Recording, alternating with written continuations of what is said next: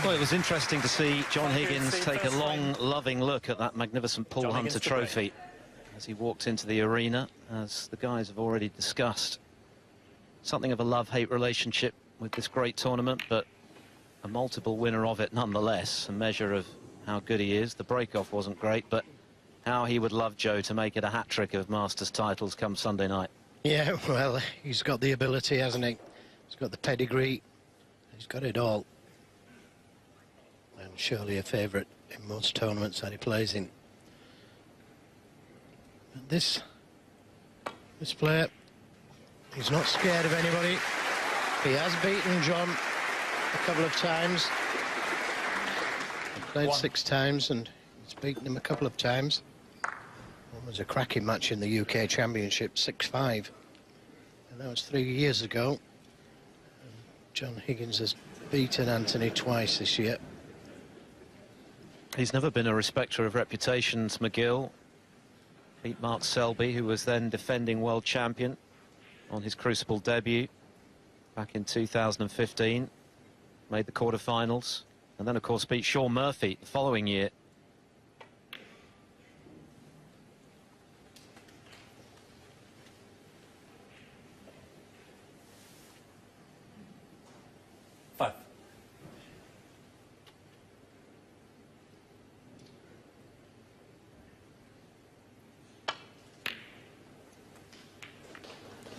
Yeah, just trying to stun behind the black. Didn't get enough stun into the cue ball.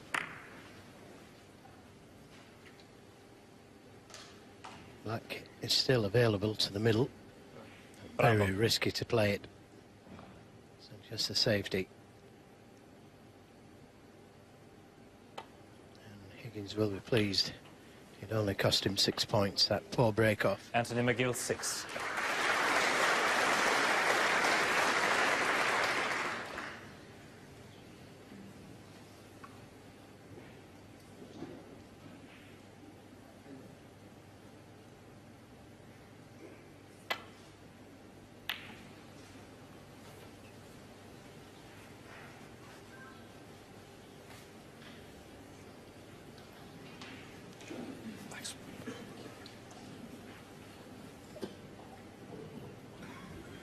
Thank you.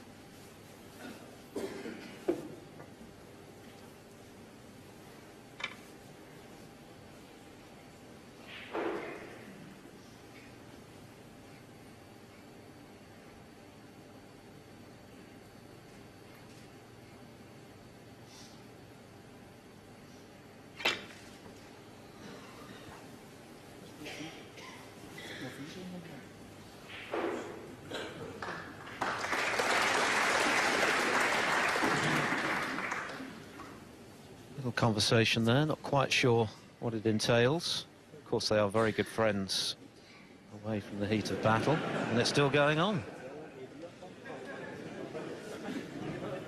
Well, it's not often you see that, is it? But what a nice thing to see.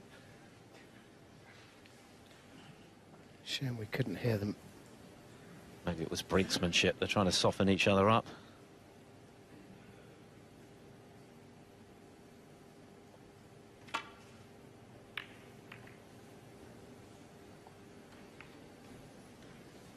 Wouldn't have seen Messrs Davis and Hendry doing that back in the day, would you, Joe? I do remember Cliff Wilson doing it quite a lot. I played him in the World Championship once and he never stopped talking. Told me so many jokes as well.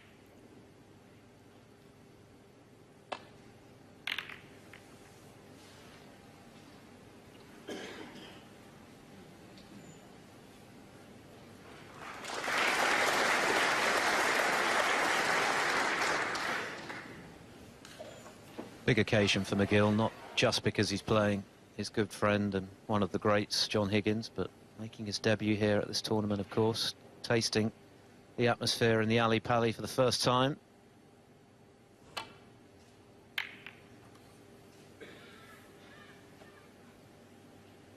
And when he told Neil Foulds that he was actually pleased to have drawn John Higgins, I think he meant it. He wants to see where his game is at, and there aren't many better barometers of where you're at as a player than John Higgins.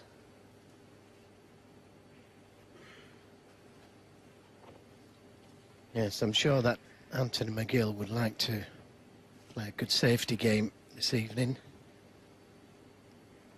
Try and wear John Higgins down, although he's a master at the safety play, Mr. Higgins.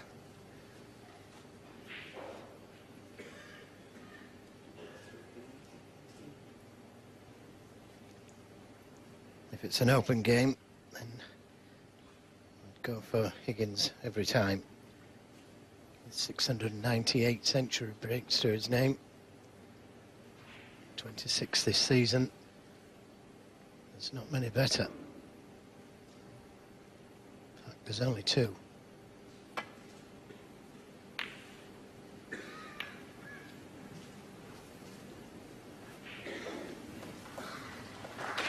And another good length on the safety. Perfectly played.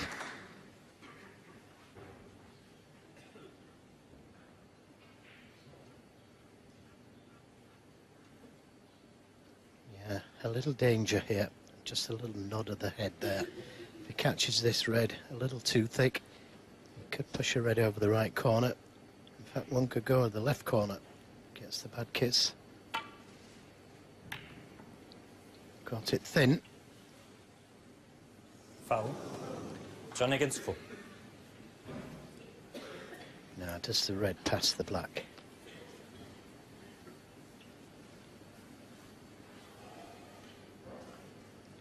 Well, there's confirmation. It will go, but can he see enough of it?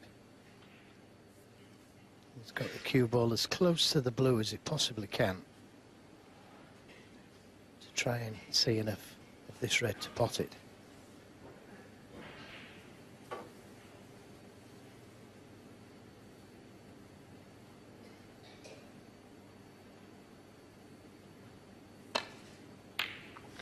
Well, that was a superb shot.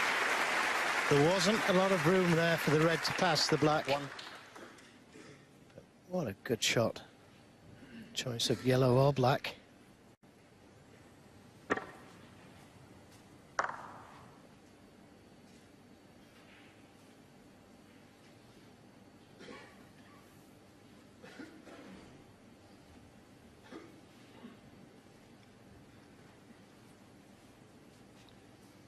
Yeah, he's taking the black because it's stopping reds going into that pocket.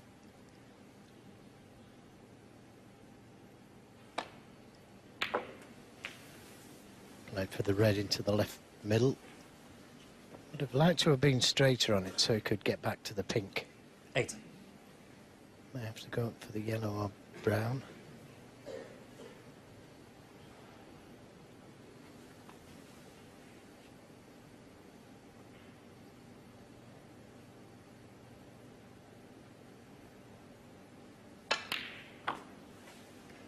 Well, he could get back to the black. Another very good positional shot. Colin mentioned that the Wizard has been ever present here at the Masters, as we see a replay of that nicely struck red. Since 1995, won his first title here 3 years later. Great final against Ken Doherty, which he edged 10-8. And then an even better one in 2006. One of the all-time great clearances he conjured in the final frame against Ronnie O'Sullivan from 60 behind. 15. O'Sullivan said earlier this season that was perhaps his most painful loss, as he looked a dead cert to win the decider before Higgins created that magic 16.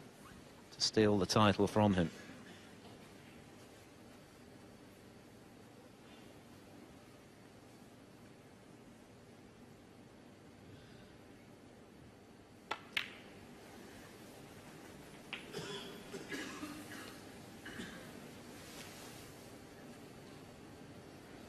22.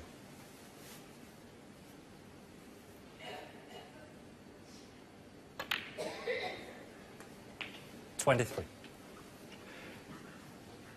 Now, if there's not a plant there, I'll be thinking about going into the reds at some stage. Can't do it this time round. No. He attempted it, but it didn't look like he had a good angle. He was behind the shot, so no. 30.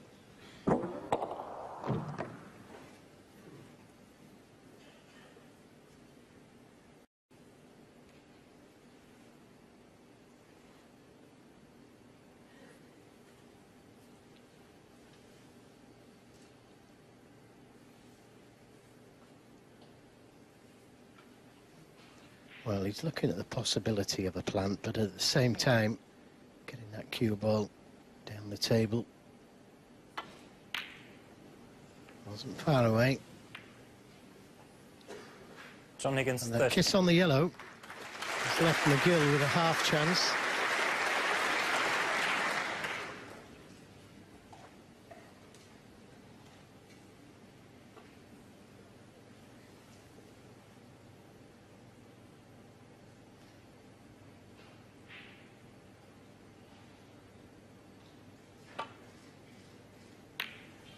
And that's a good pot.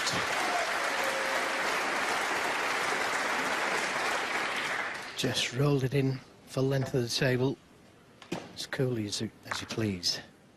Great shot.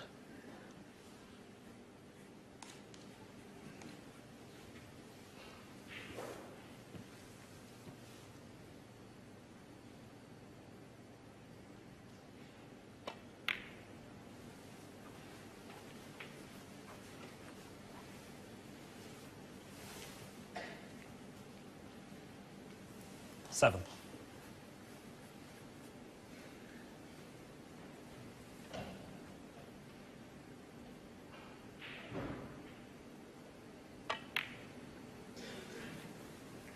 Eight.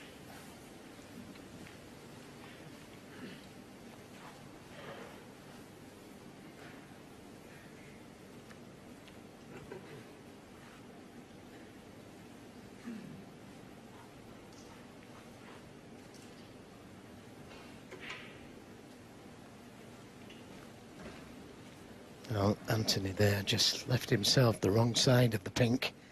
He's having a look to see if that lower red will go to this right corner pocket. Had it been the other side of the pink, he could have played the cannon.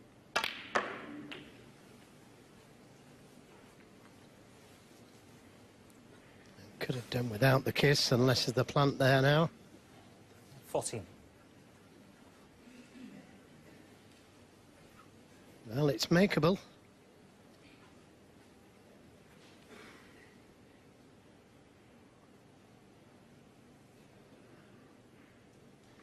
Cue ball would be going towards the black.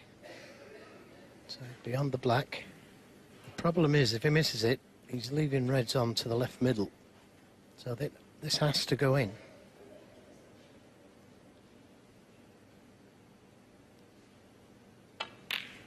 Nicely played, but he's lost the cue ball. Put everything into the pot. Now a decision to make. Does he take the black onto the middle?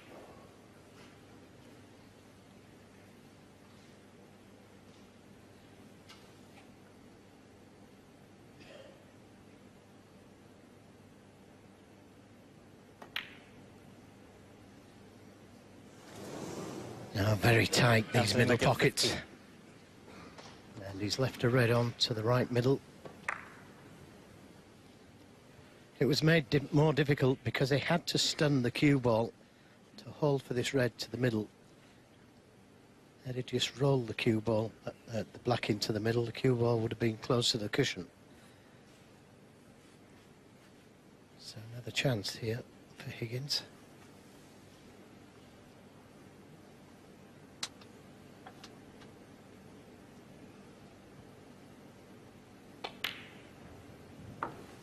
One.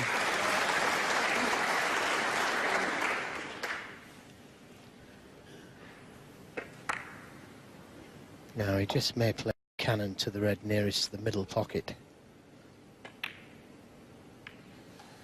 Trying to push it over the middle, but it didn't quite bounce enough. A fraction harder. 7.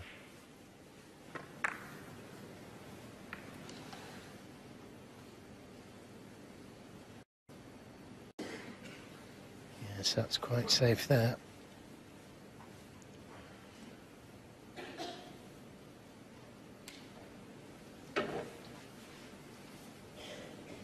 So, a shot to nothing here. You could play the cue ball onto the baulk cushion. It'd be on the yellow if it goes in. Safe if it doesn't.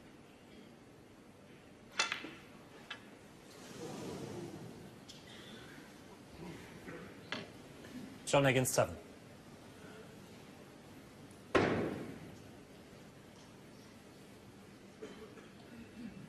This match, of course, completes the quarter-final lineup. Quarter-finals underway tomorrow. Ryan Day awaiting the winner, fresh from his victory over Ding Junhui. These players in the top half of the draw, where Messrs O'Sullivan and Allen reside. They're in action first up tomorrow afternoon.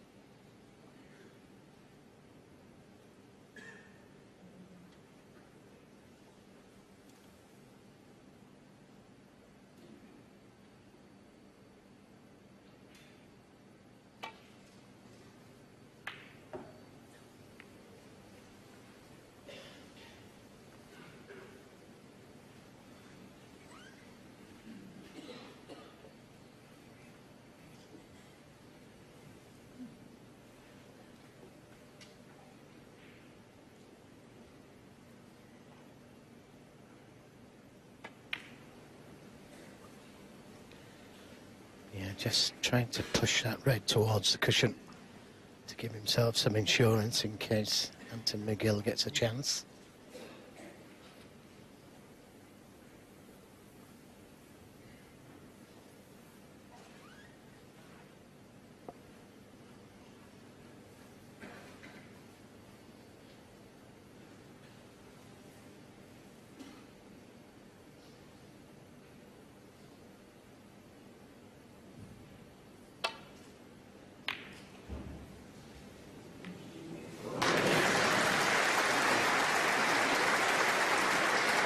Well, those shots are always on. He had safety in mind, but he also knew that this red was going close to this right corner pocket.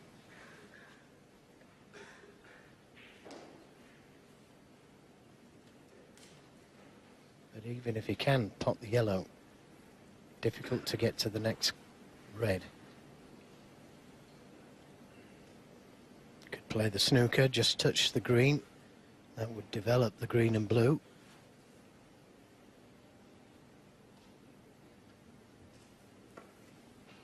Anthony McGill, 1.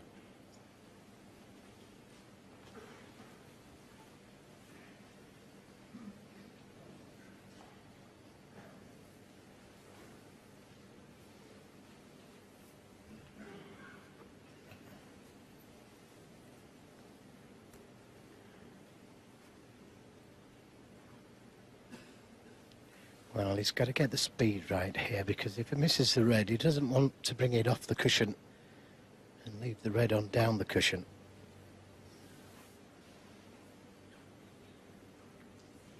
Delighted with that. Don't think this red must go, otherwise Higgins would have played it earlier.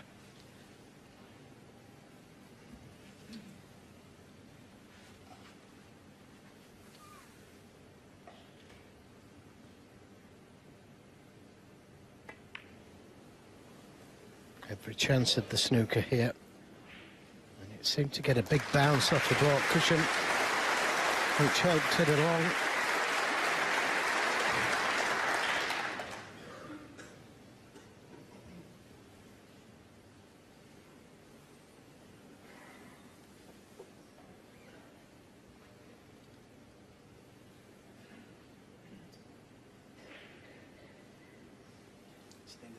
Yeah, sure. Well, he's attempting to land up to the red by the middle pocket. The red that's out in the open won't go past the other reds into the left corner. So again, it's all about speed, this. Something like that, but doesn't want to hit it too hard and push the red on.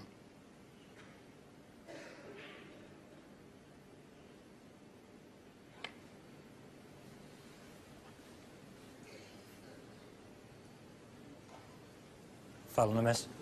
Anthony McGill, 4. Well, maybe he attempted to hit that red, although there is more danger playing on that red. Well, it does go.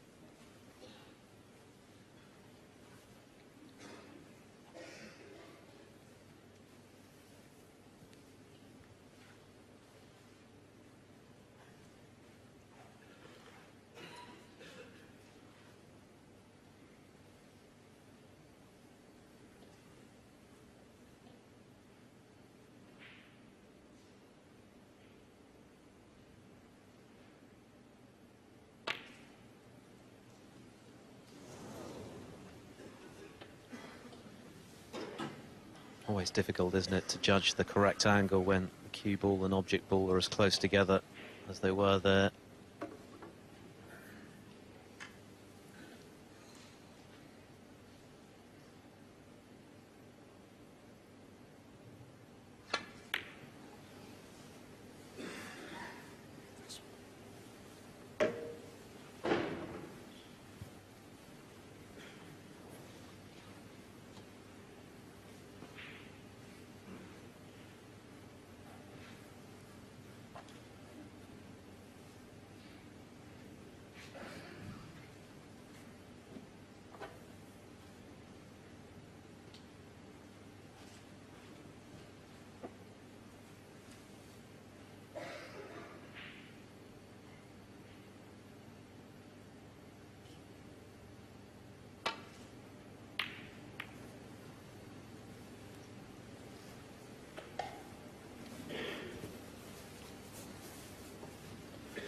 Yeah, because he caught it just a little bit too thick.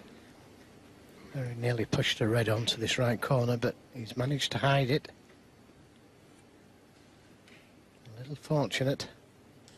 And now Higgins with the problem.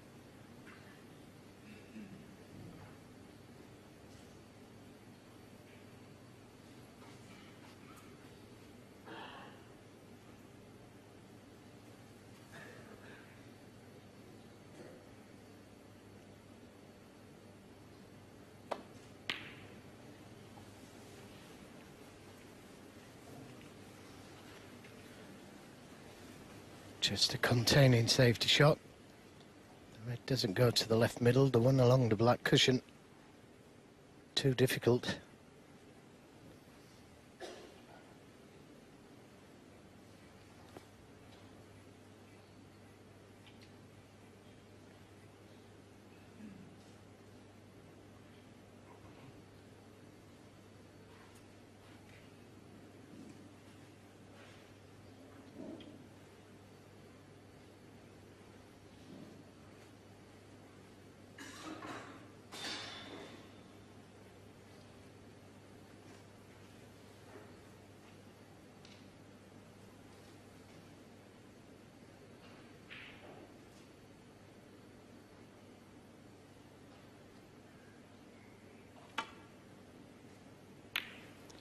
He was forced into taking that red on.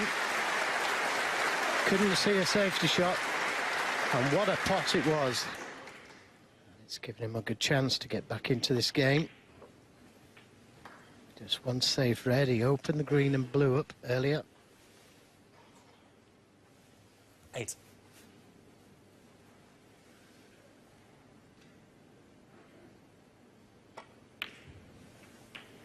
9.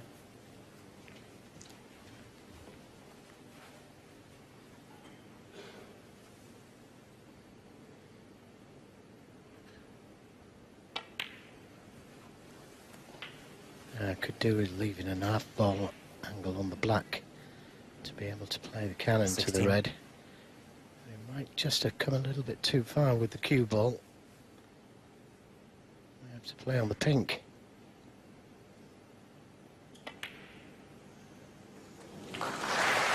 And that looks just about right to be able to get the cannon. I've seen these stay out before today. Hit the cushion a couple of inches before the pocket.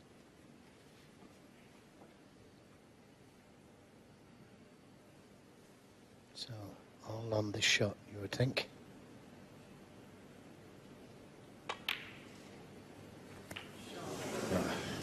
So close, he just wanted to catch it thin. Push it over that middle. 23. A whisker.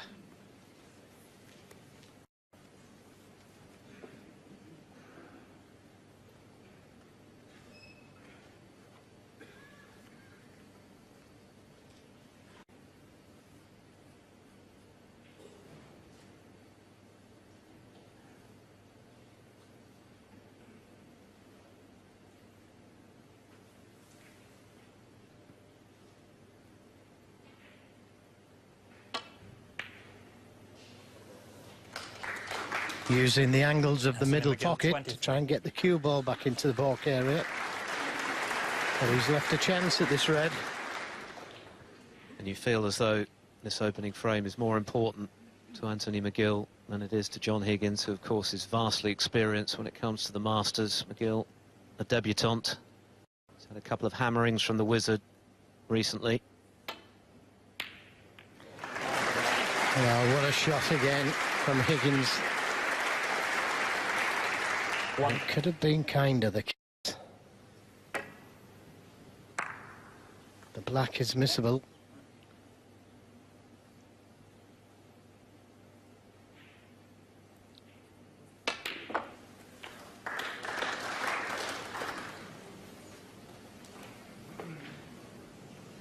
Very nearly hit it too hard. He was complaining of a big bounce off the side cushion. But he can still pot the yellow.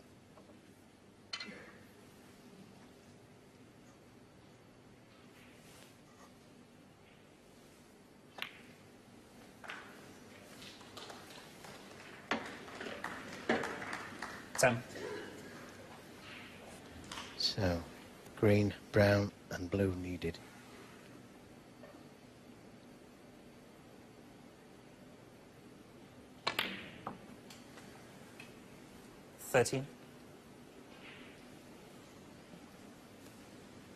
Could have been better.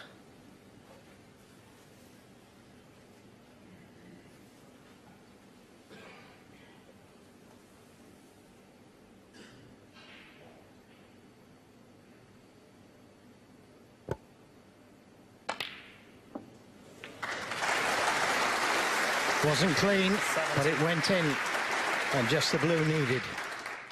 This has been a hard-fought frame. Nearly 30 minutes. But it looks like it's Higgins who's going to win it.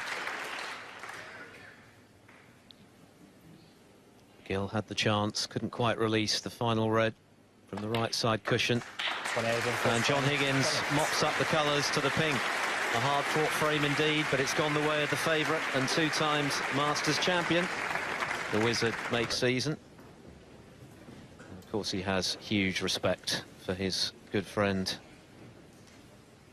Keen to test his game tonight against one of the very best. Really could have done with winning that opener, though. You feel as though the tight frames have to go his way tonight, Joe. Yeah, well, he was so close, wasn't he? He got so close to the cannon, that last red. And just a little flick, and the game would have been his. And that's how close it is in some of the matches. Break-off shot, leaving Higgins snookered.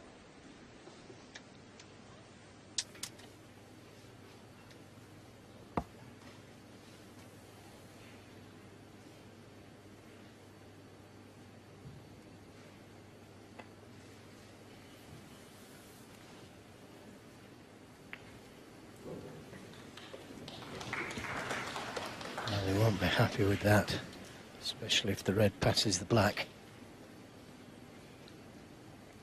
But I'm not quite sure what he played there, John. I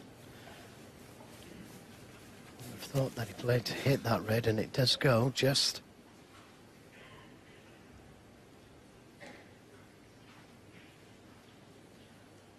Well, he doesn't think so. It looks like it goes on TV, but he's right behind the shot.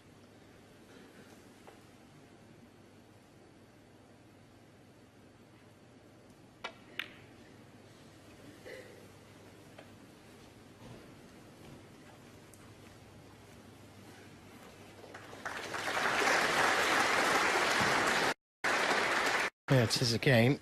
I mean, on TV it looks as though it goes, but when you stood right behind the shot, you can see more clearly.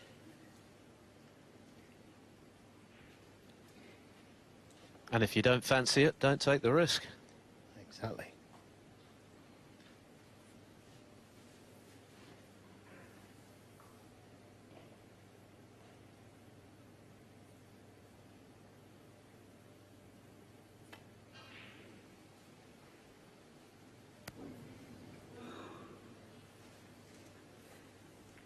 Judged to perfection.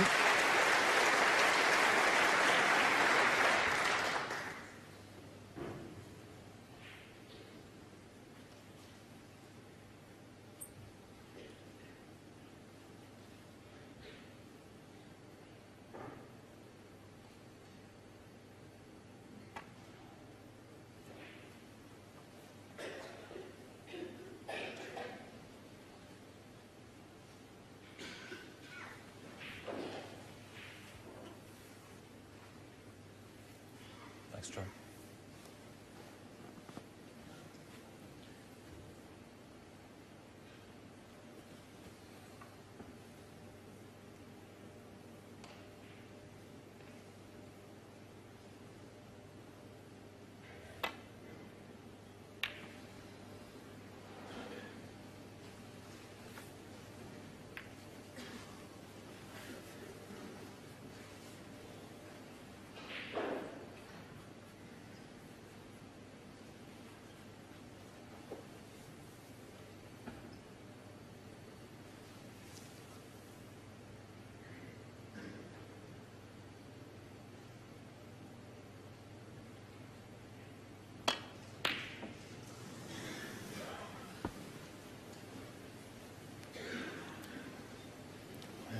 He didn't commit to playing for the black, taking that long red on.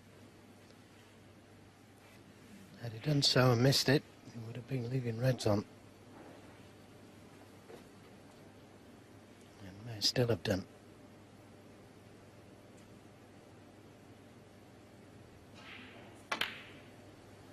One. Yeah, great shot.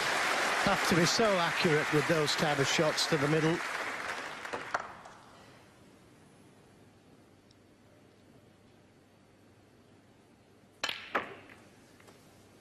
And that's opened things up very nicely.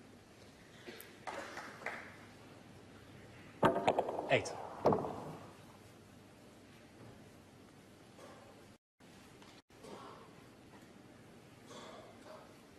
Nobody likes to play 30-minute frames or longer. Like to get on with things, but sometimes there's just no option.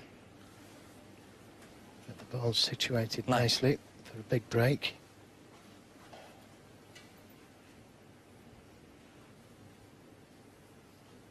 Another packed house here this evening. Great atmosphere. And the standard of snooker right from the first shot really has been outstanding, hasn't it? We'll be reaching the midway point at close of play this evening.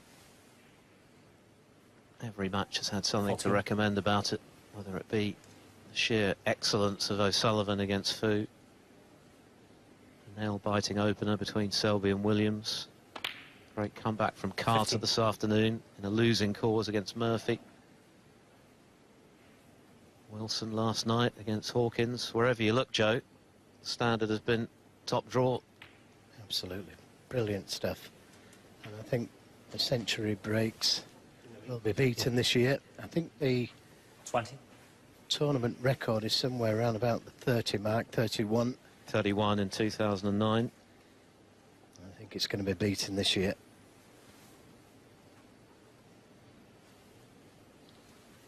The players are just thinking that we've got to get in and win. There's no room for safety play in these tournaments with the creme de la creme of the players. Yeah, Higgins was worried about that 21. one. I think he might have been distracted as well by perhaps some movement in the crowd, but he wasn't sure if that was going to drop.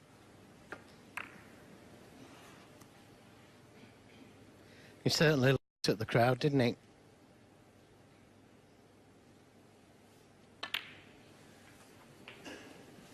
Wasn't you, was it, Philip? Well, you'd have to have X-ray vision to see me. I know he's good, but he's not that 28. good.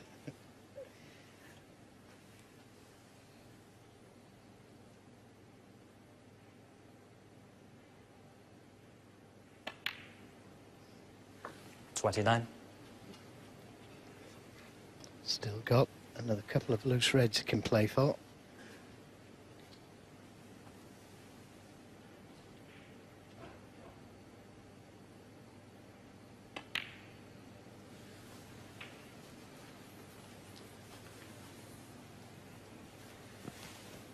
But he may leave an angle on the black this time 35. to disturb the reds. And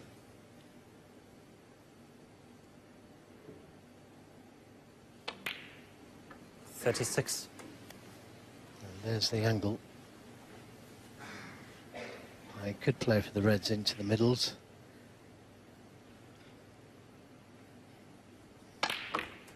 But that was a good chance to open the reds up. And it's worked out. Okay. He's got a red to the left corner. 43. When he removes that red, it releases another one to the right corner. He's also got that red over the middle pocket. So things looking good for Higgins. 44. Terrific initial red, wasn't it? At pace to get position on the black into the left centre pocket. Set up this opportunity to double his lead.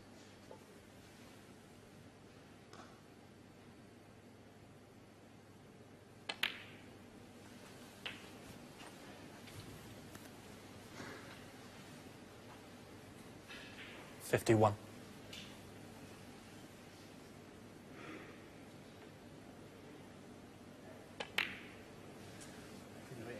52.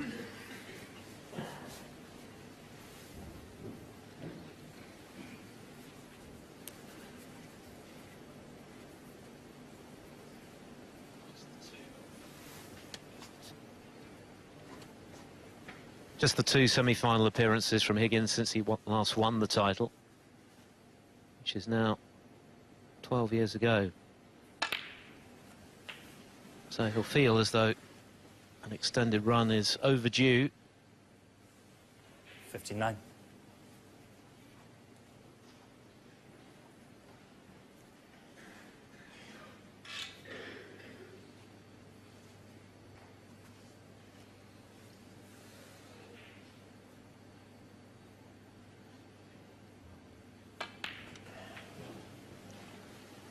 Doesn't get any better than that. 60. 100% pot success.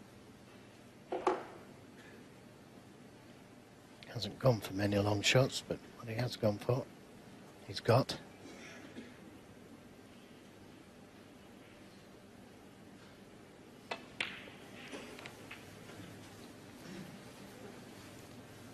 So red and a colour.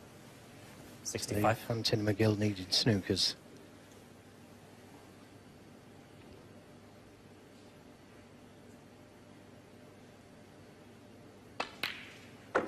And this is more 66. like the Higgins we know. One chance, frame over. If this black goes in.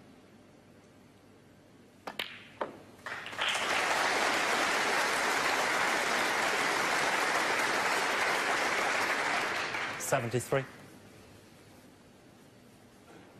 Anthony McGill went for that long red into the right corner, but lost the cue ball. 74. Left a very difficult red into the middle, which Higgins screwed into the middle. Great shot.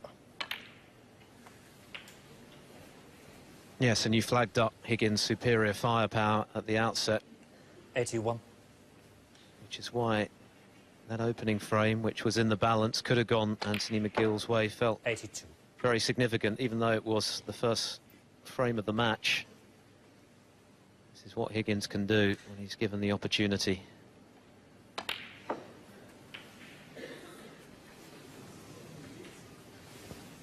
I tried to nudge that red off the cushion by the middle pocket and stay on the red by the pink.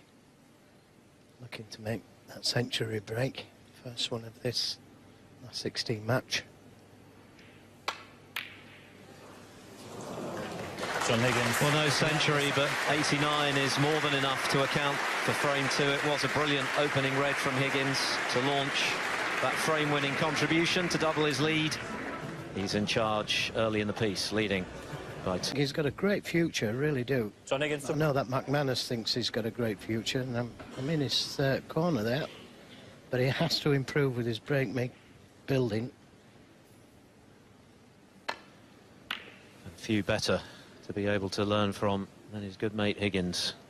He's just a couple away from 700 for his career. Looks as though he might make one just now before breaking down on 89. But with Higgins, of course, it's the full package, the scoring to go with arguably the best tactical brain in the game. Wouldn't disagree with that. Possibly my all-round best player.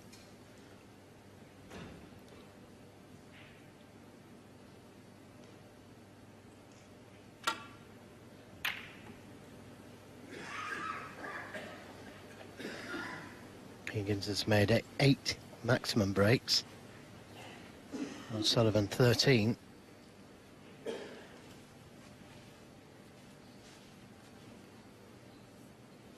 So not quite in the O'Sullivan class as far as break building's concerned. But all-round ability, and that safety knowledge, and the patience as well. He's got great patience, John Higgins. And that's another thing that impresses me so much with him. He can wait and wait. Patience of Job.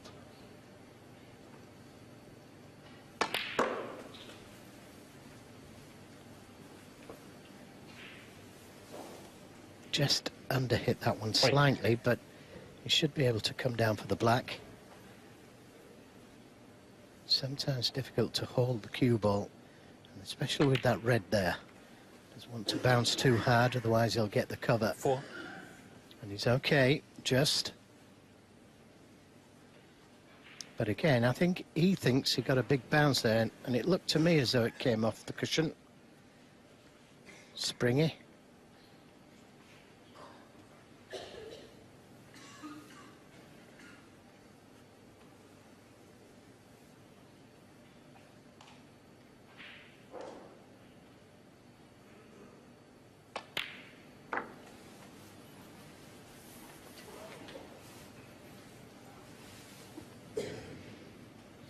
So I can't just check in to see if the pink spot's available.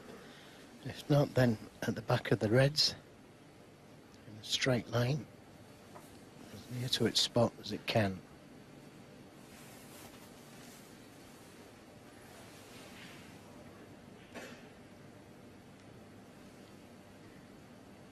And it could make a difference, this, because the red, just to the left of the pink, is close to going into that right corner pocket, so he has to get it as close as he possibly can. Thank you. 7.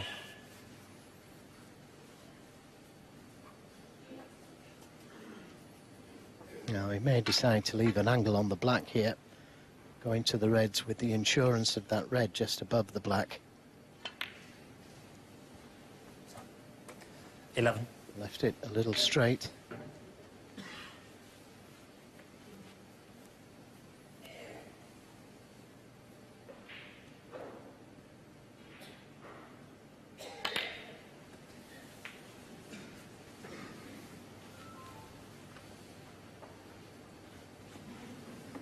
$18.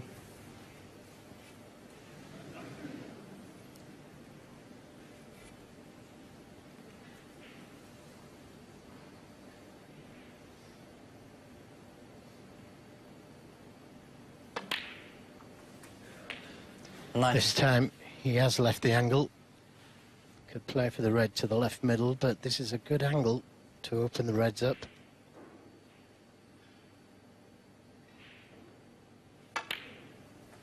Oh, this red passes the pink, and that's a bonus.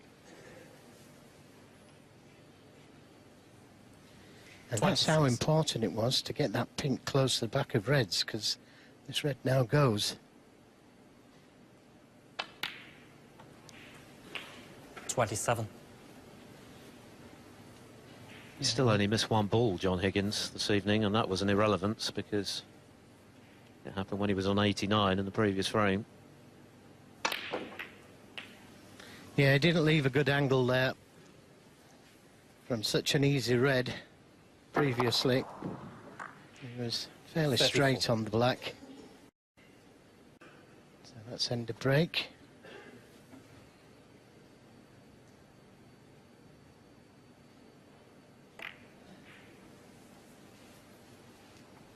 John Higgins, 34. And a good pace on the cue ball. Typical Higgins, really. He'll be frustrated. He didn't make more than 34, but he makes doubly sure that cue ball is glued to the baulk cushion.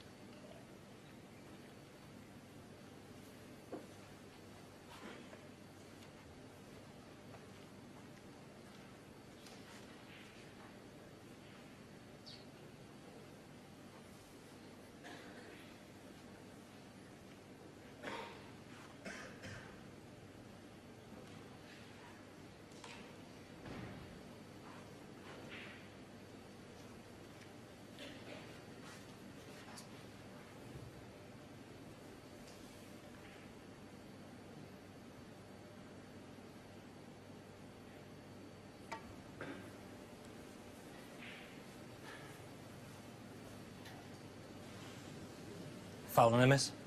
John Higgins, full. Yeah, sure.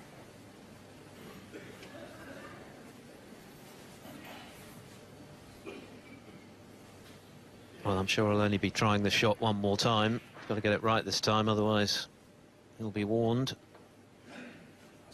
Yeah, John, thanks. Caught the knuckle, which was what undid him at the first attempt.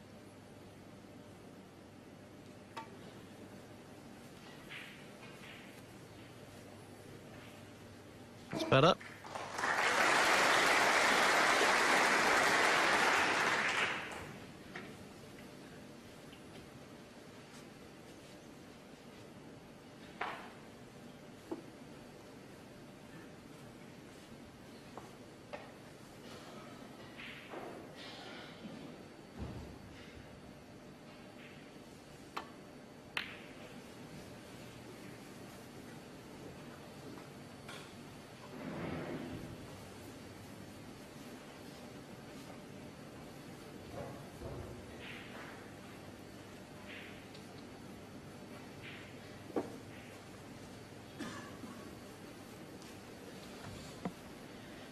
Higgins pushing another red to that left side cushion with that safety shot.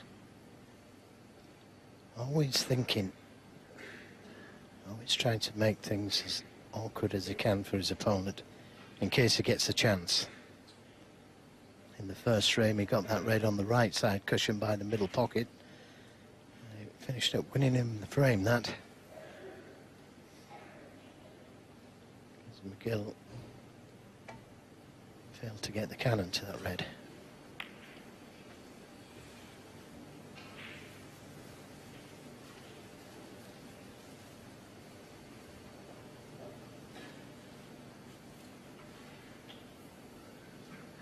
So thin off the reds and try and land up dead behind the yellow.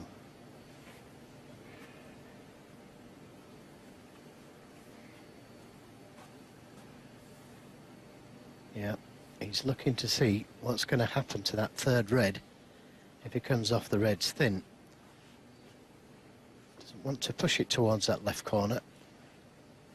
So sometimes that can alter where the cue ball goes. They may have to take this thinner or thicker.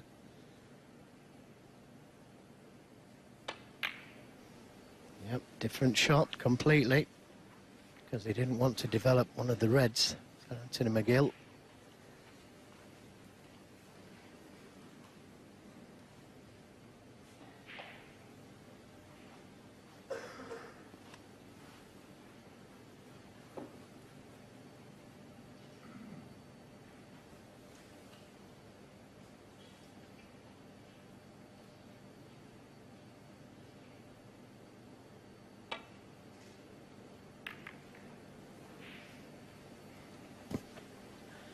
caught that one nice.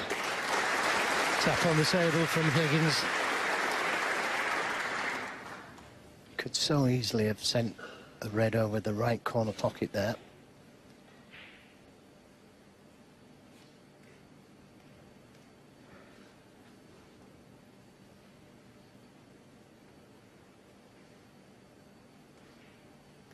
See, easy enough to play off the reds, but looking to see what's going to happen to the reds if he does play that shot. And he doesn't fancy it, so he's playing this, just landing up to the red.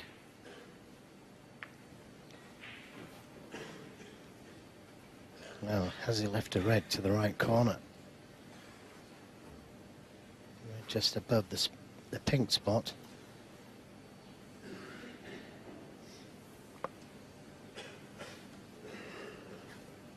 If he has, it's not very pleasant, particularly when you're 2-0, 38 points adrift. I don't think it must go because he would have played it by now. It's a shot to nothing.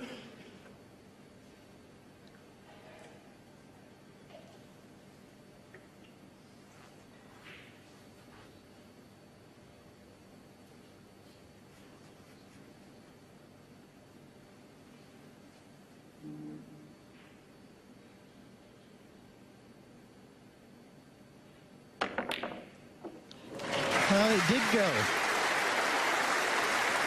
So I'm surprised that Higgins rolled up to the red. He's having a real good smile to himself there, the assassin.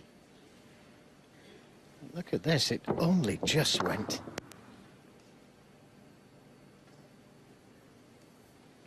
And that's a good roller. Anthony McGill one. To the yellow, that was difficult from dead under the cushion.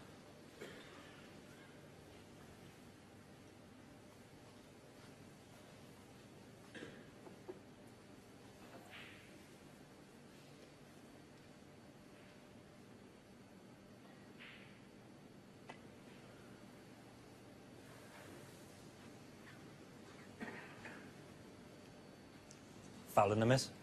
Anthony McGill.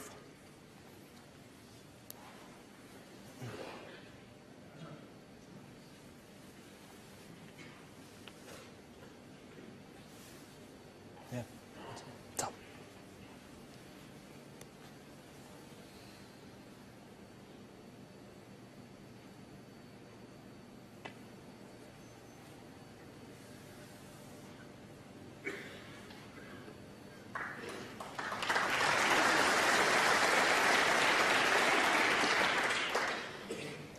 Wasn't too bothered about 4 points he gave away. Hasn't left a red on. Although he has left an easy safety shot.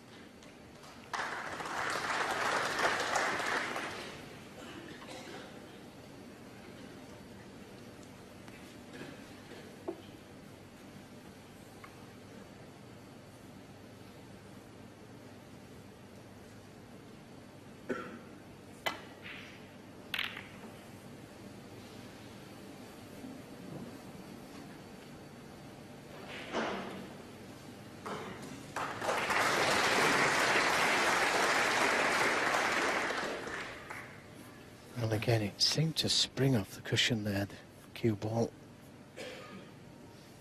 Thank you.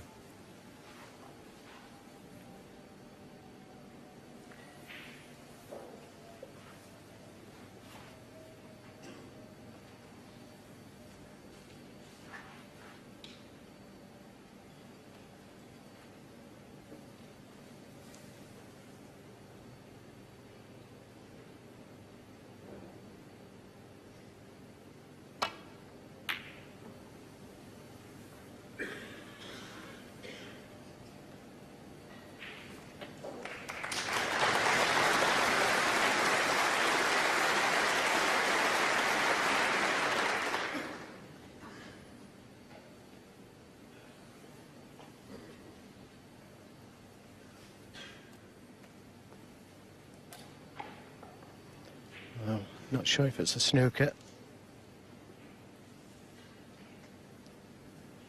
If it is, then looking to come off that right side cushion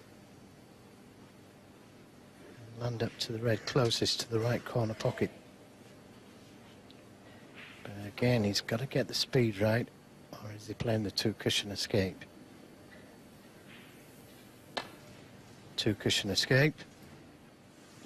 Very close. Foul and a miss.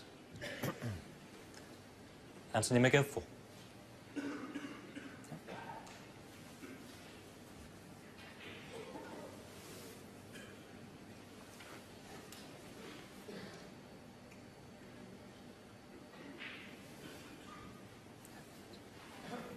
Yep, top.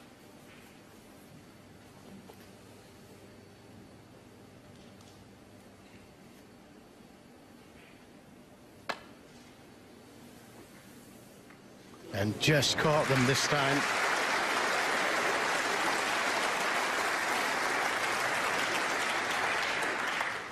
Players are so good at this shot. Just coming off the two cushions, clipping the red thin, getting that cue ball back in the balk area safe.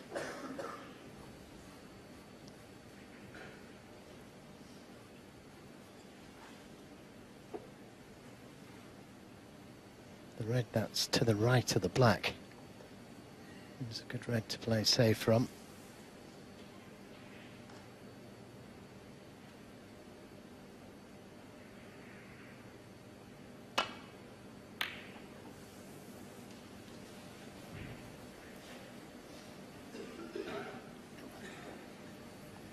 Well, that's another good safety.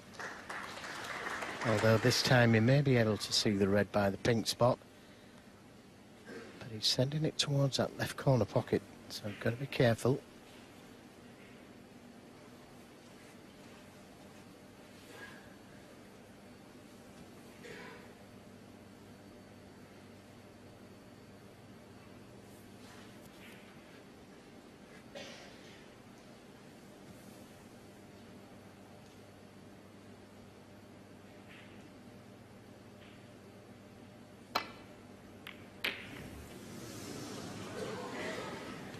Caught it all wrong, too thin, and now a great chance for McGill to get right back into this frame.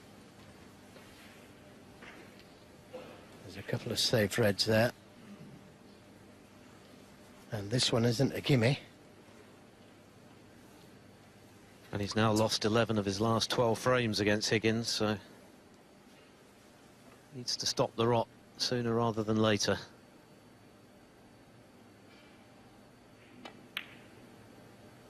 One.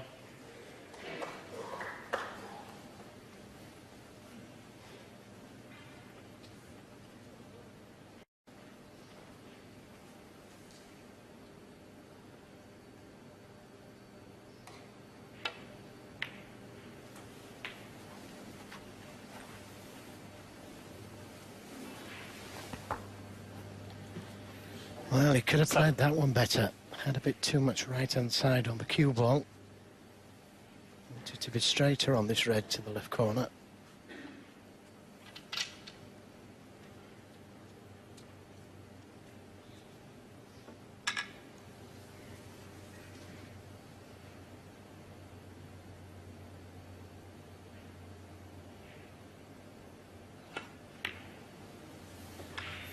Top. 8.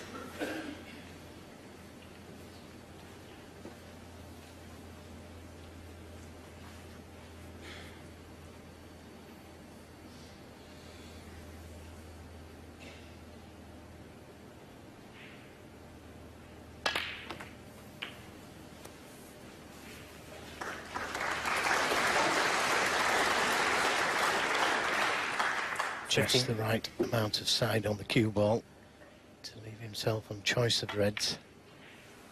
60.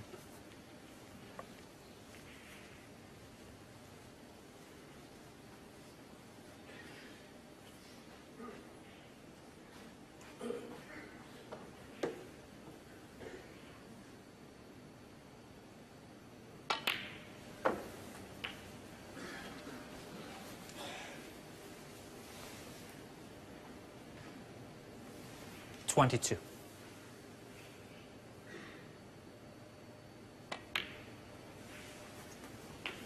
$23.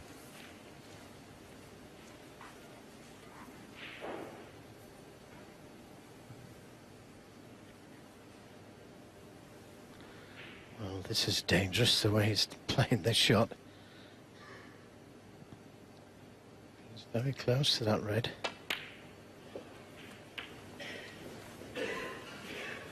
But executed it nicely. 30.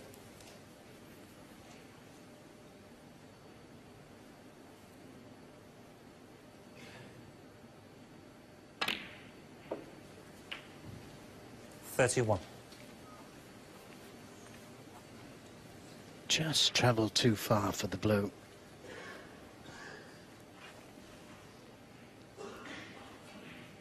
Yellow, he needs a little bit more work to get to the next red, especially if it's straight on the yellow.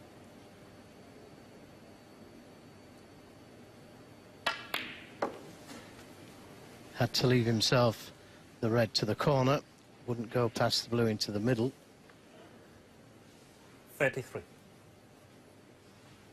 So needs a good shot now to keep the break going.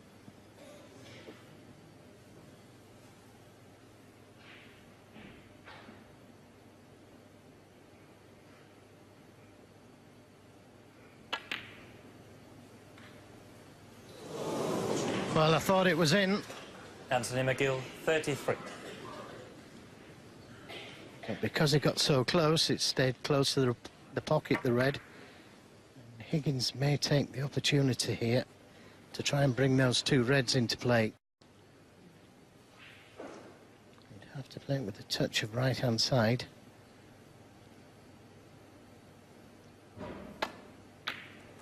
Oh, he's gone through them. Now, where's it going to finish? 1. Where's it going to finish? Well, look at that. Look at that. He's nicely on the pink, and he may be able to leave an angle on the next red. As we'll look at this attempted cannon again. Yeah, unlucky not the cannon, but great result in the end. Yeah, now he needs to leave an angle on the black 7. or pink to be able to get to those two reds. Those two safe-ish reds. 8. A couple of ways he can play this. He can play to bring the red off the cushion, leave the cue ball there, or drop him behind him.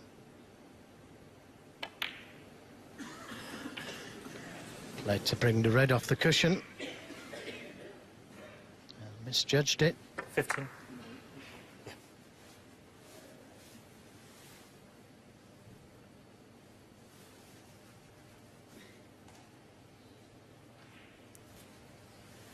So another tight frame, much like the first one, which Higgins eventually won by clearing to the pink.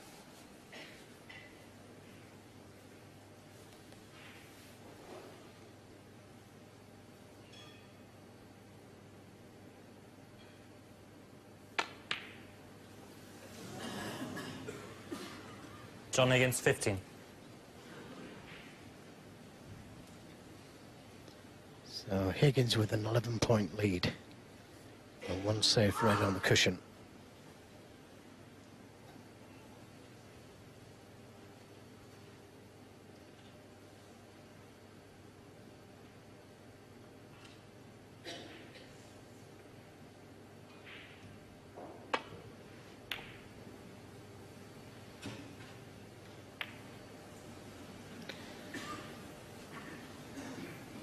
So another half chance here.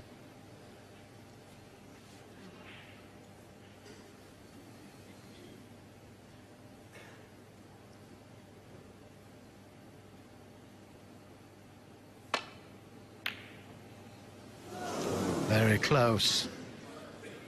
Now he needs the yellow to come to his rescue. I think it has. Very fortunate. Full ball snooker on the red over the pocket. And he doesn't want to bring that safe red off the cushion. even if he can see it.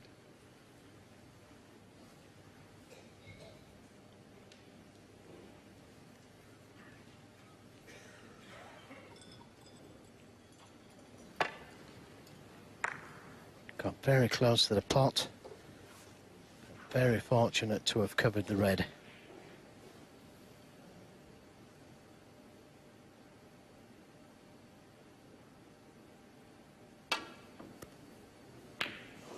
Well, he's moved it, and he's got safe.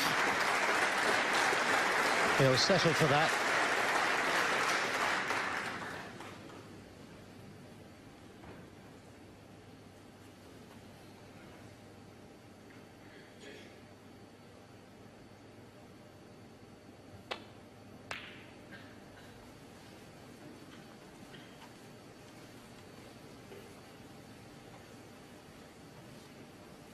That was a nice little rub on the brown.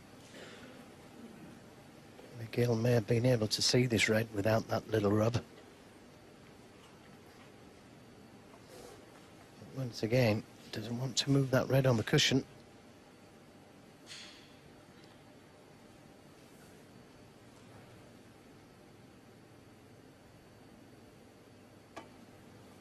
Just landing up to that red.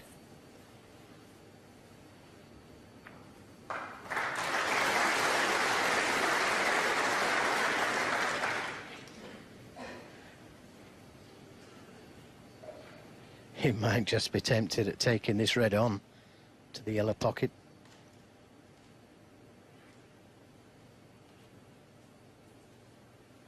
It's a tough pot, but if it went in, it could win him the game.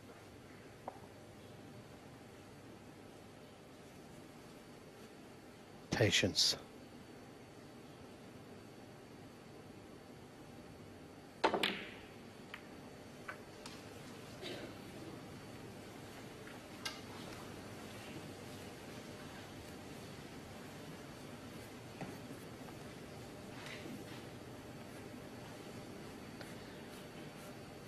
Well, he's got to try and hide that red down the table.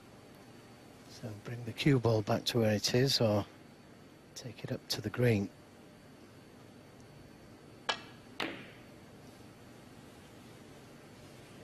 And that looks pretty good. That's an excellent safety from Anthony McGill.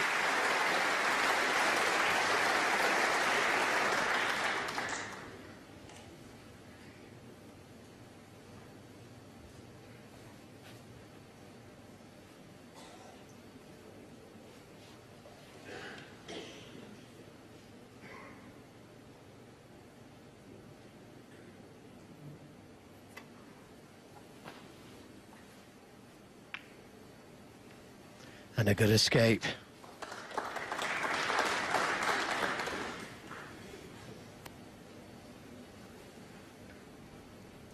This is about to become the longest frame so far, eclipsing the 28-minute and change opening frame, which of course went Higgins' way. Anthony McGill can ill afford to lose another one in the same fashion. Needs to get a foothold here.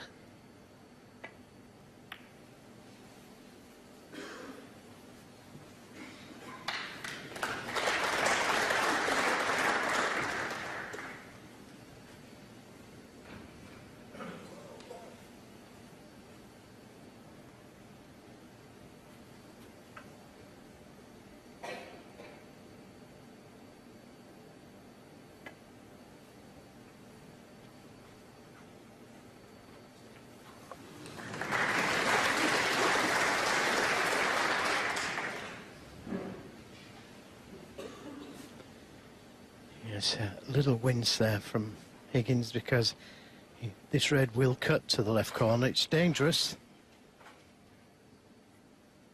Cut back into a blind pocket.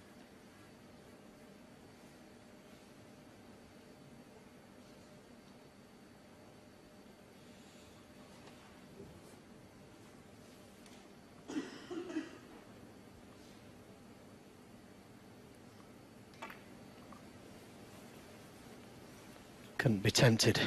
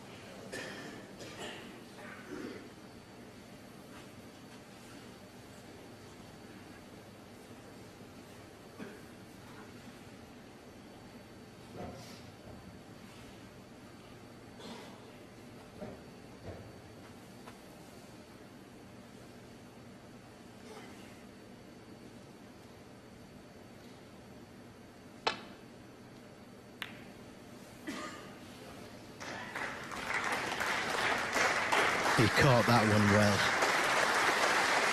He really did catch that one well.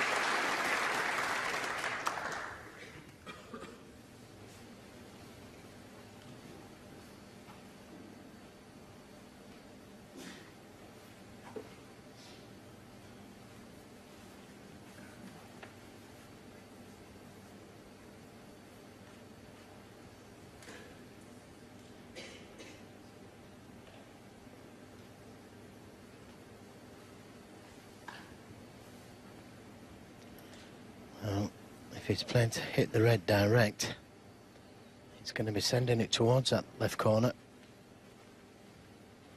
He's looking at the potting angle. Look at that, he can only just see the red, but it may be enough to pot it.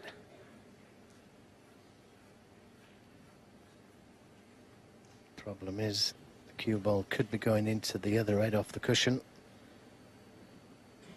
So big problems here.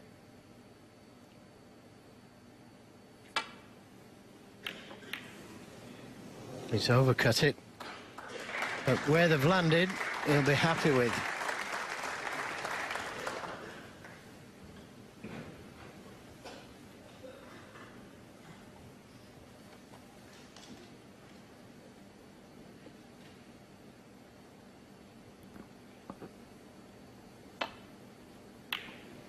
I've actually seen very little in the way of tactical snooker in this Masters so far. It's all been about the free-flowing high breaks.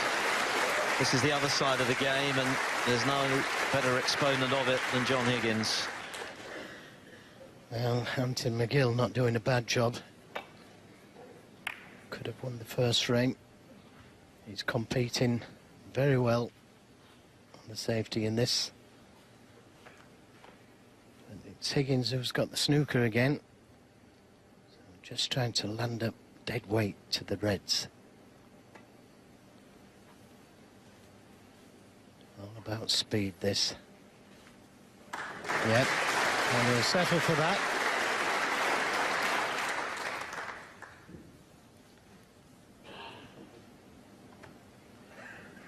Tap on the table for the judgment in speed there, but he could be right back where he started from.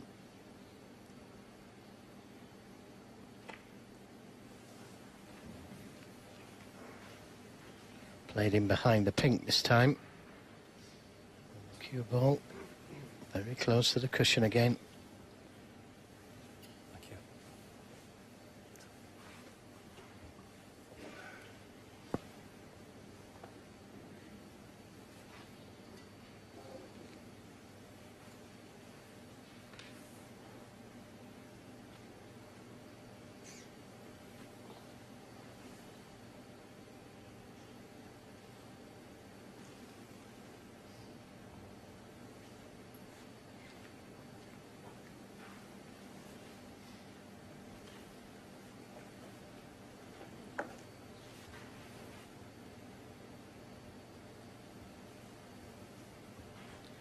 Not sure how much of the red he can see. And if he could see it three-quarter ball, he could drop the cue ball in behind the green. Coming off the cushion. No, can't see enough of it. Now, where's it going to finish? Again, he'll be happy with that.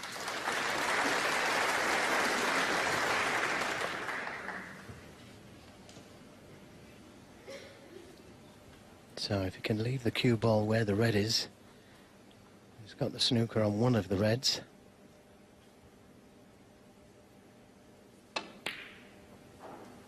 And if that bounces, he's got the snooker on the other as well. Yep, another good safety shot from Higgins.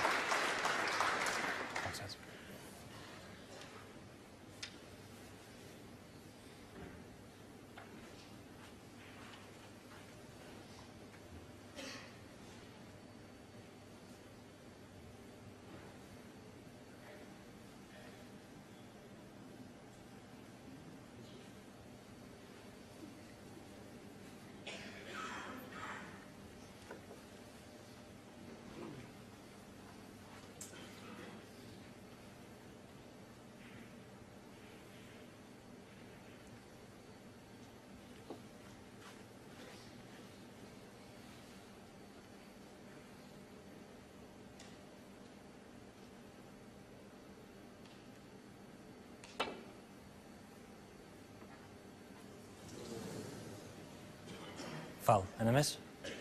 Well, John Higgins, I 4. was fortunate the cue ball didn't go in the pocket there.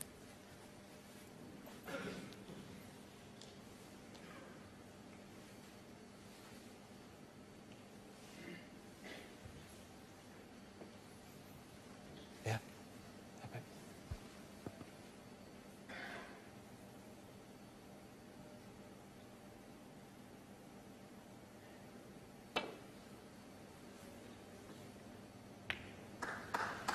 Doesn't want it to bounce. Now, can he cut the red? Can he play the double? Could play the red by the green spot. All depends if this red goes.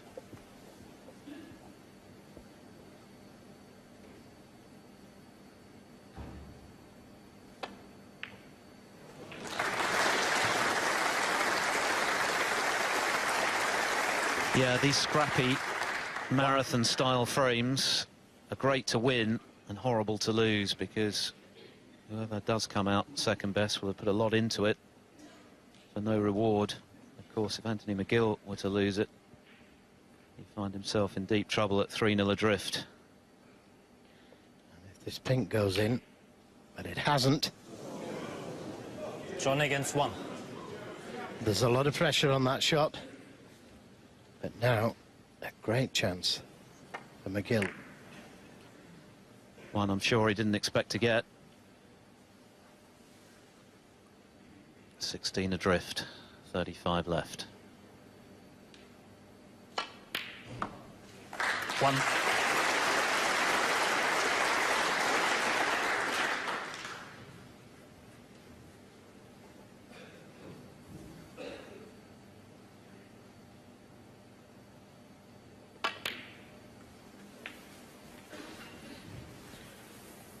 Doesn't want to be straight on this yellow.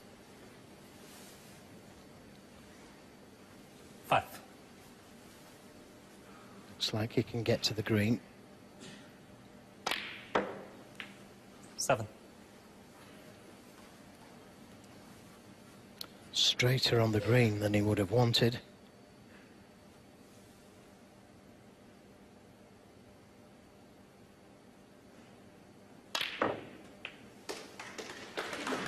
10.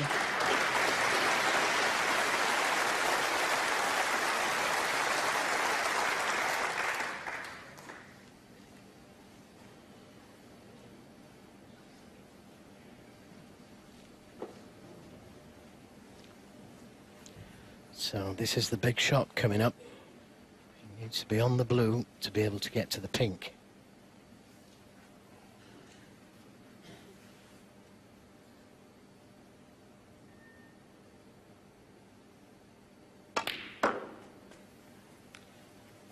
And that's not where he wants to be. It's the wrong side of the blue. Very difficult to get to the pink now.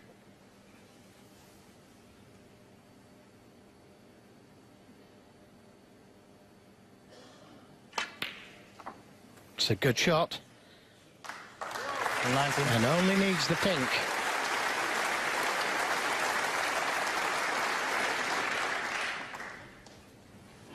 This is a big moment coming up as we see McGill play an excellent positional shot.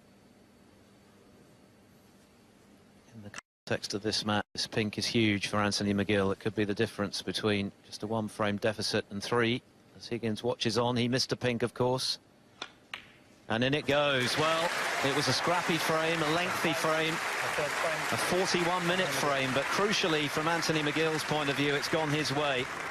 Higgins had the chance, missed a pink he'd normally get, and he's punished. McGill halves the deficit evening, but McGill back in it. Fourth frame. Anthony McGill to break. So McGill breaking off in the final frame before the interval, trailing John Higgins 2-1.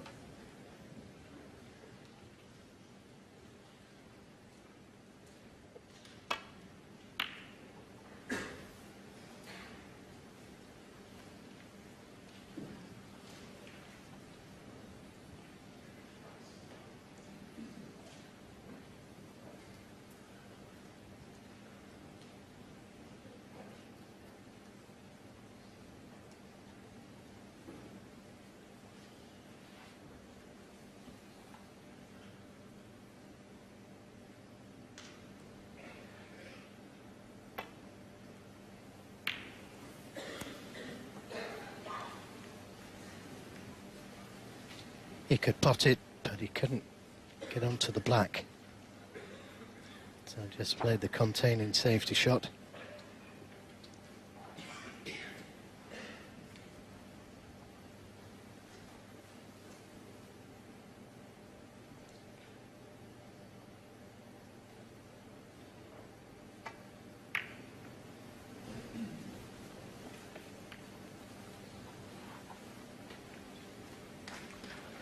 Well, that was a handy little kiss on the brown.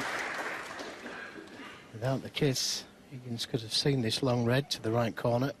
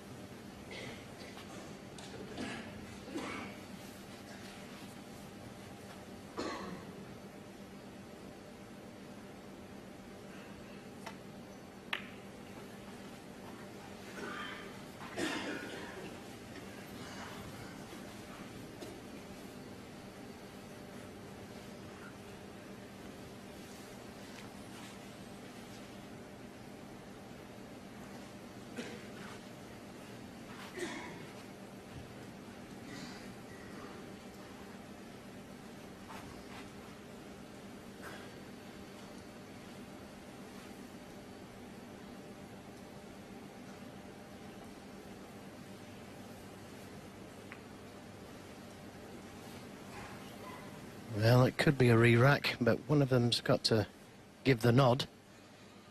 And Higgins likes this type of game.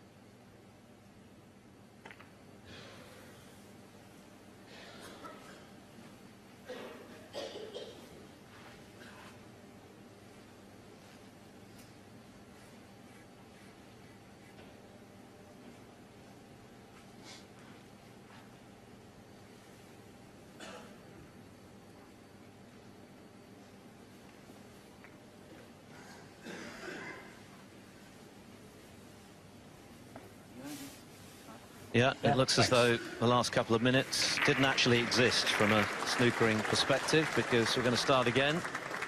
That was going nowhere fast.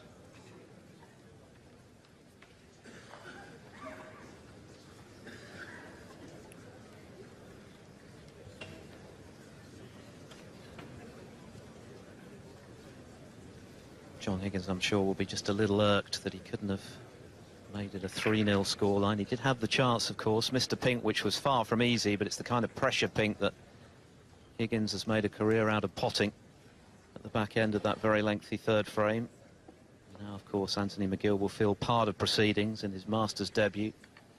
I feel as though he really is involved in the match now.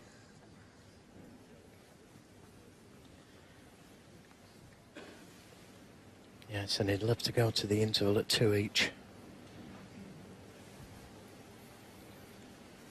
So take 2. Anthony McGill to break. After the re-rack, 2-1 Higgins.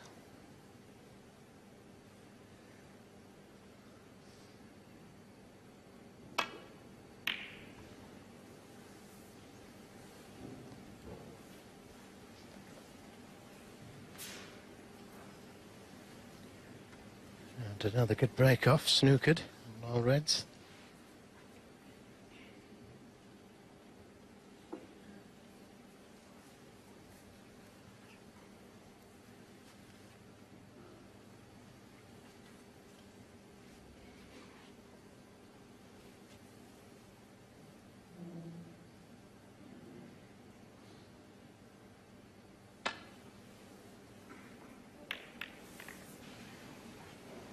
Just caught it a little thick, but didn't push a red on.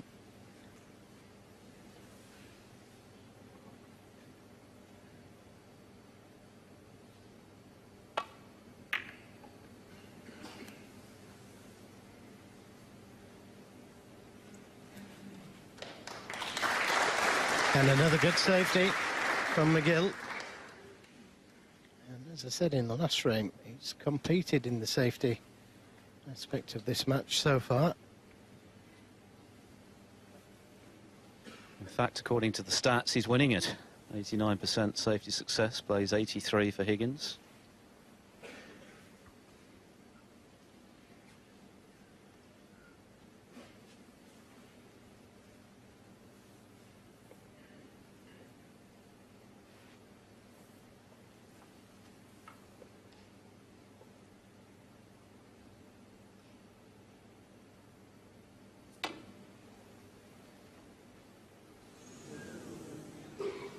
Foul. Enemies.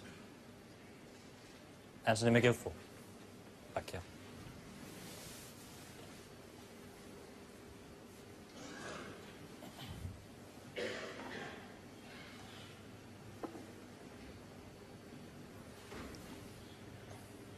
Well, I'm not sure if Higgins can see a red full ball. Yeah, Anthony. Thank you. If he can see a red full ball, then it's imperative that he catches the red this time. But not like that. That was too full. He may have got away with it. Can Anthony see this red? Yes, he can. So an early chance for McGill.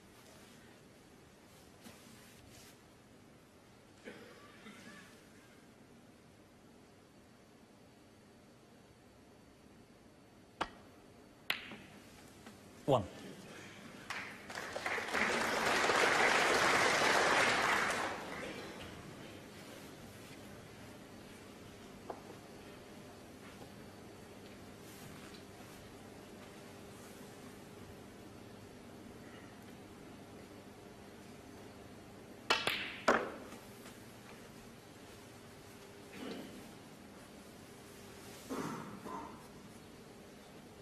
Five.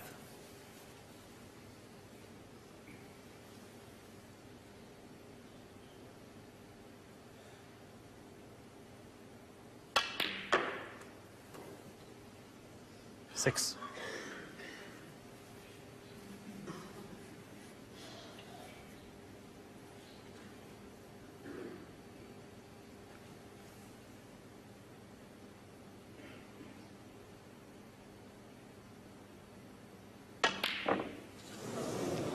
Oh dear. Well, he raises his hand.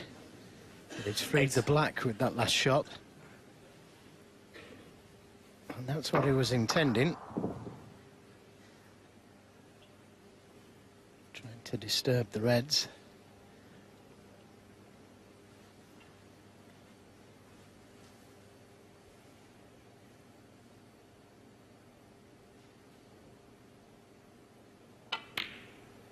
Tough.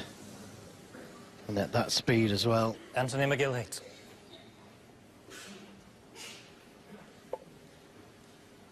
McGill's highest break so far remains the 33 he made in the previous frame.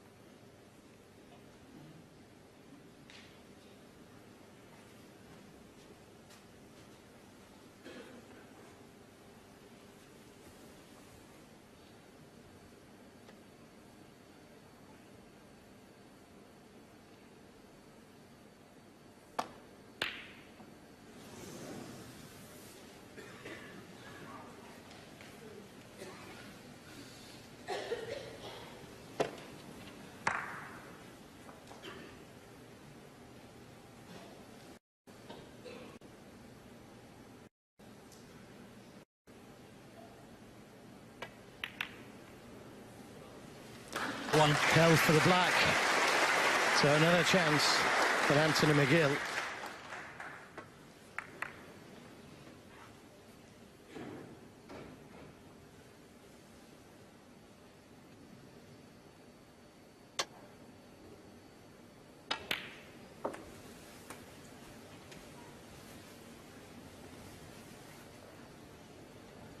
McGill is competing very well already this evening, but the feeling is that if he's to win this match against John Higgins, he's got to score heavily from opportunities like this. 9.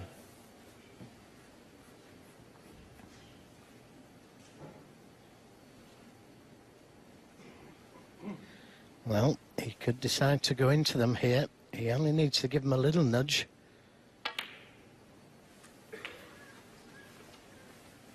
Had he caught the red above the black half ball, 16. he would have been on this red to the middle, one to the corner, and he'd have the reds open.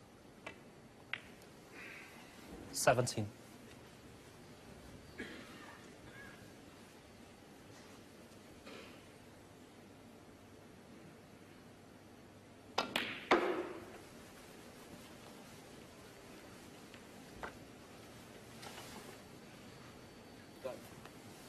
$22.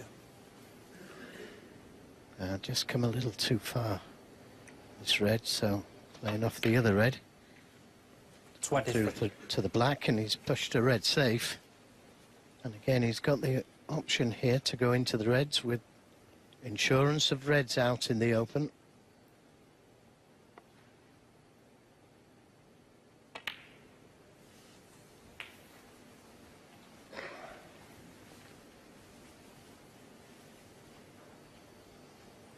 $30.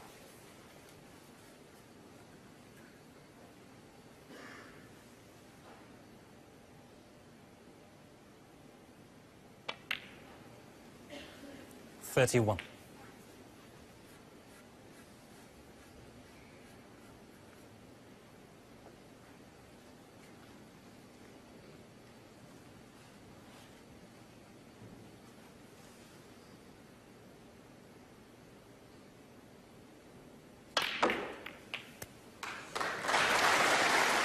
And they've opened delightfully. Has a red to the middle. 38.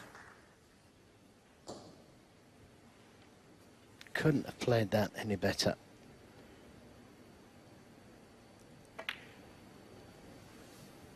And as 39. Philip was saying, he's got to win frames at one visit. Well, a great chance to do that here.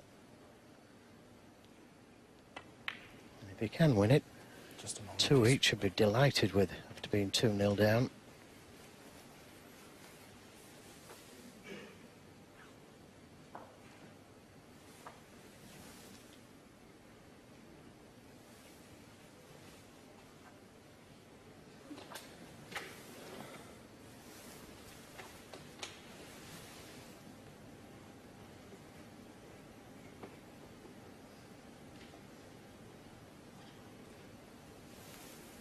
$45.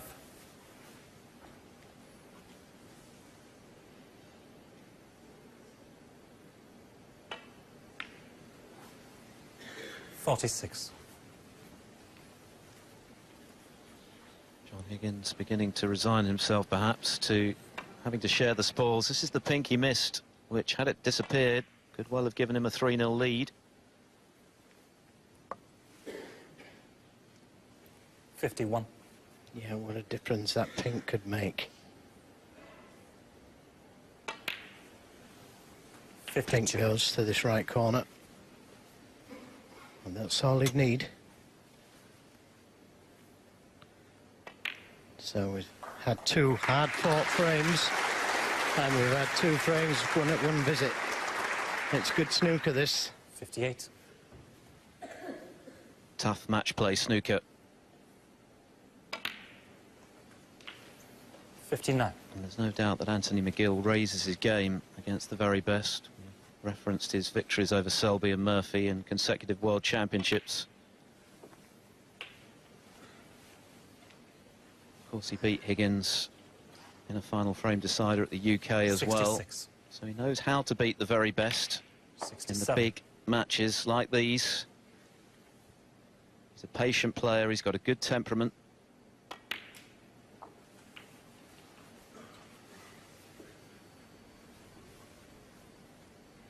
74.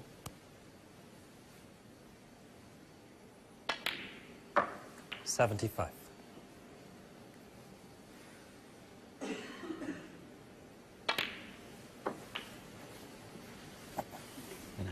love to make just his 9th century of the season. 81. That will be just the tonic as he goes off for the 15-minute interval. 82. Well, he's left himself with an angle to get to that last red. Just dropping in behind it. And that's just about where he wants to be. 88. This goes in, and it's a left-handed shot. So not only Ronnie O'Sullivan can do it. That was a good shot down the cushion, left-handed.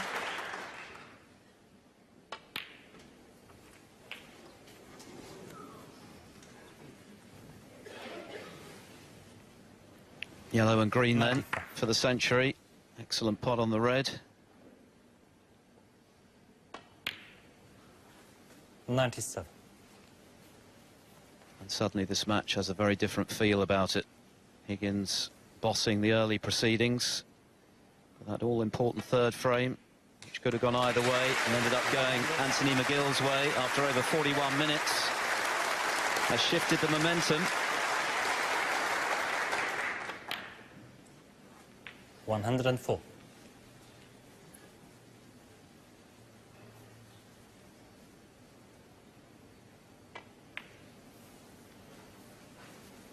$109.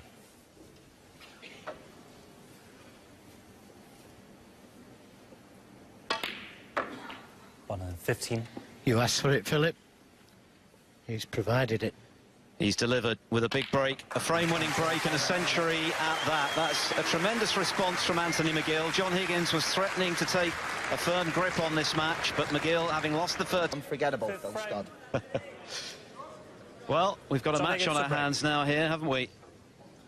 Average frame time of 23.5 minutes, but it's been really top-class match play snooker. We've seen some big breaks, we've seen some great tactical stuff as well, and we've seen a really impressive fight back from Anthony McGill from close to 3-0 behind.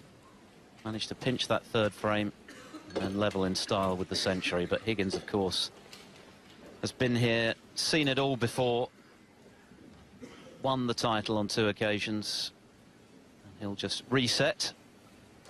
McGill, though, will well and truly feel part of his first ever Masters experience now.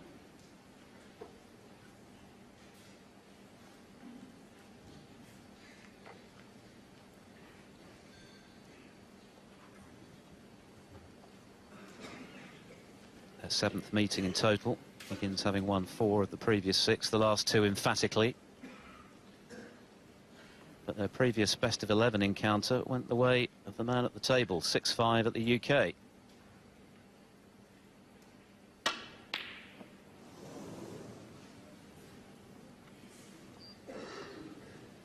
Very difficult pot. And he hasn't got away with it.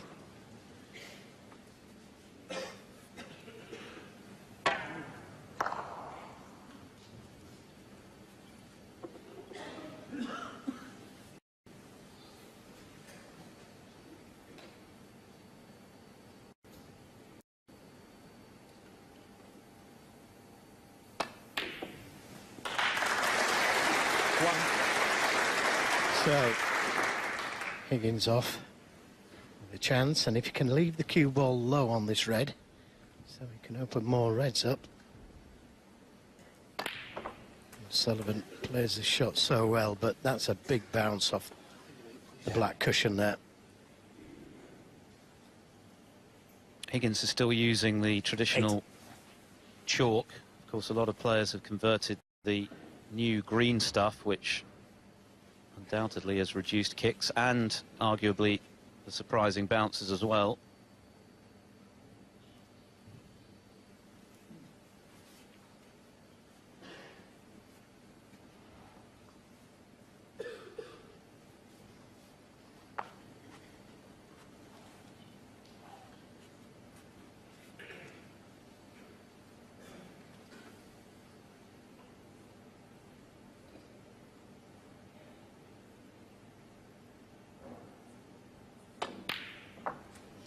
Nine. That was a better shot than it looked. Yes, but hasn't got the angle on the black to go into the reds. Maybe a red net will go to the middle.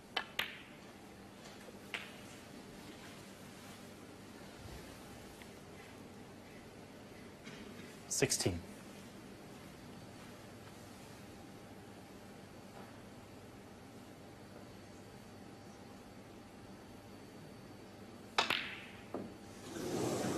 Very, very tough shot. John Higgins, 16. Screwing the red into the middle at that speed. Softer. The pocket may have accepted the red.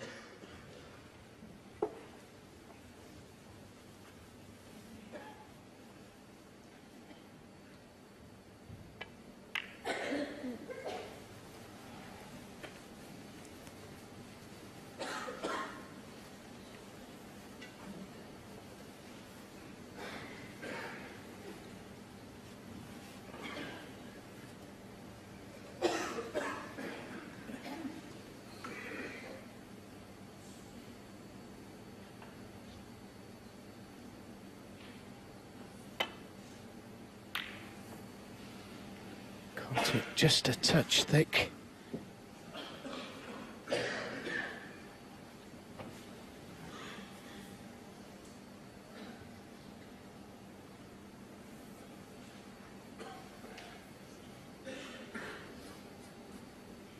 Well, he's got to be a little bit careful here. If he sends the red down into the reds, it could hit the reds and go over that left corner pocket.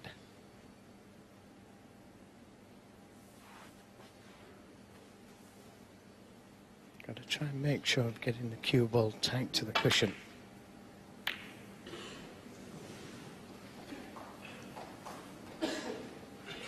Well, that was a problem, leaving a red on to this left corner.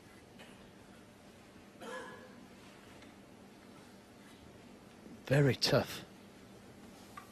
If it should go in, it'd be on the black.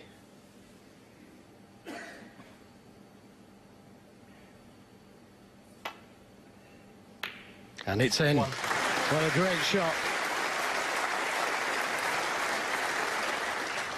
And he has the angle to disturb the reds. Super shot that was.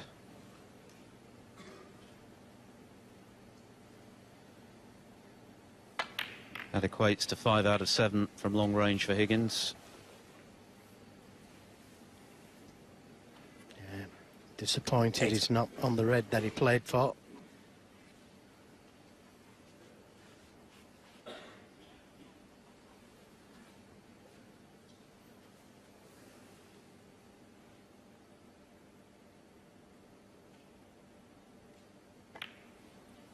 If it's hard enough, it may just drift in. Well, it held true, didn't it? John Higgins, 8. It never moved at all. Look at this again. On most club tables, that would have just drifted to the right slightly and dropped in the pocket.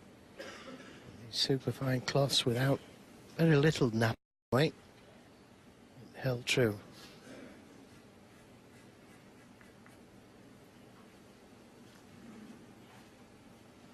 Looks as though he can cut this red in. This is the split. Playing for the red into the left corner. And just got the cover.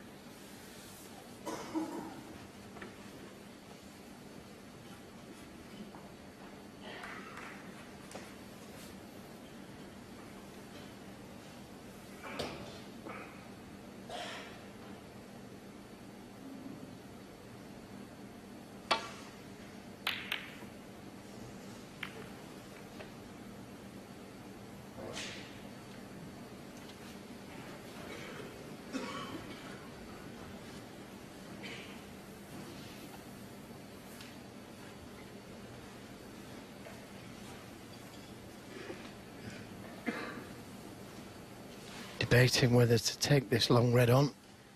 Screw to the side cushion. He'd be on the black.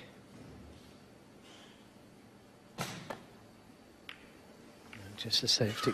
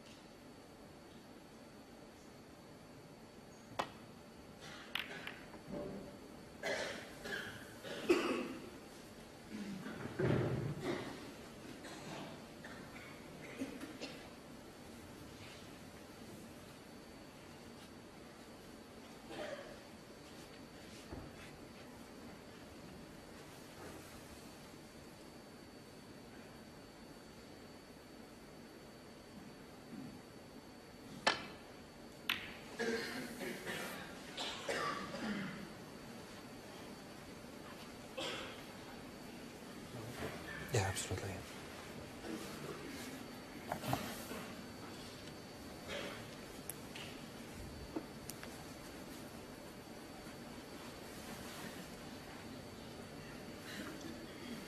Top.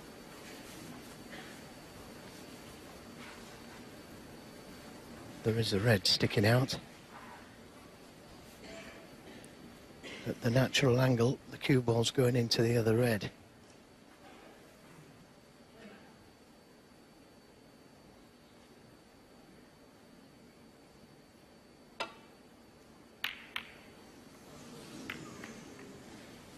He's been very fortunate there. Could have left something easy on for Higgins. Looks pretty safe.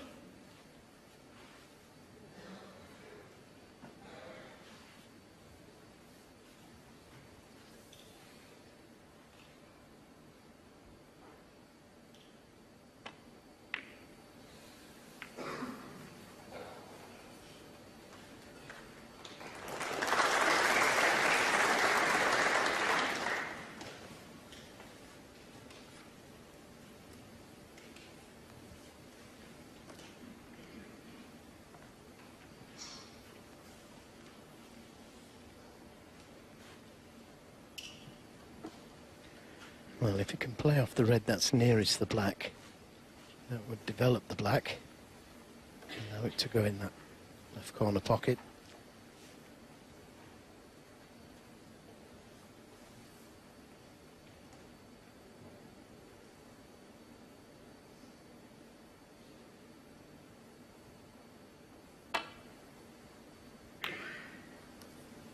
Caught it a little too thick.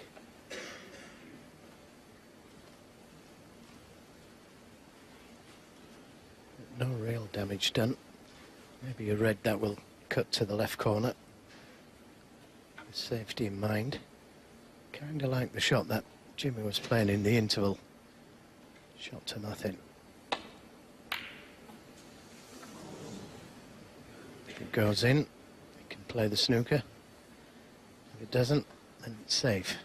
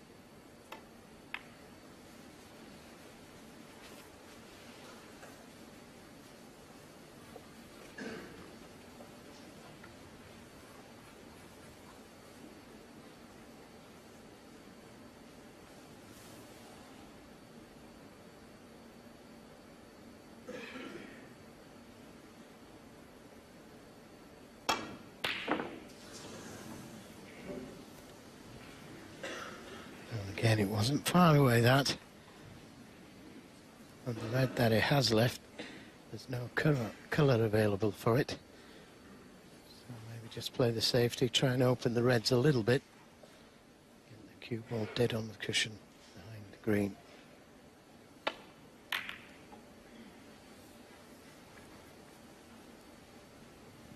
And that looks pretty good.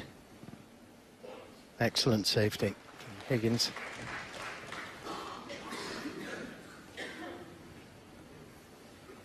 Okay.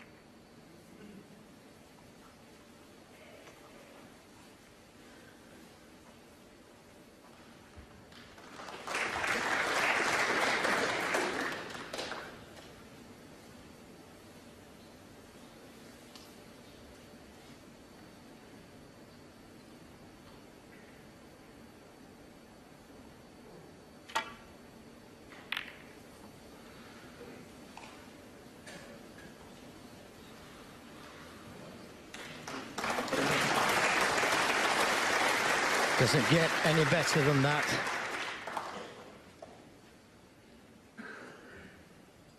Great shot there from McGill. And there is a little bit of pressure on this one. Pink and the red on the left side cushion. Foul. Yes, and he was forced into making a thicker contact McGill 4. to avoid those two balls. And this is a real chance now for McGill.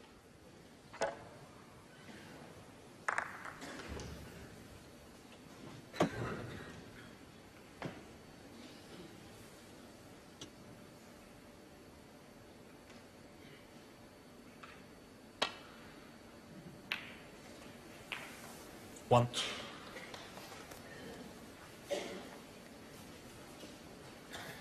Well, I did say it was a good safety that McGill got. He's catching the reds much too thick. Let's give him this chance to McGill.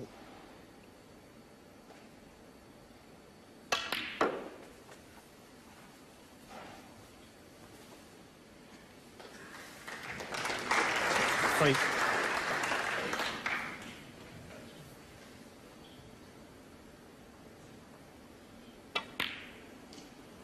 Oh, he's hit the wrong side of the black, and that's a let-off for Higgins. He could have just stunned him behind the black, got fairly straight on it.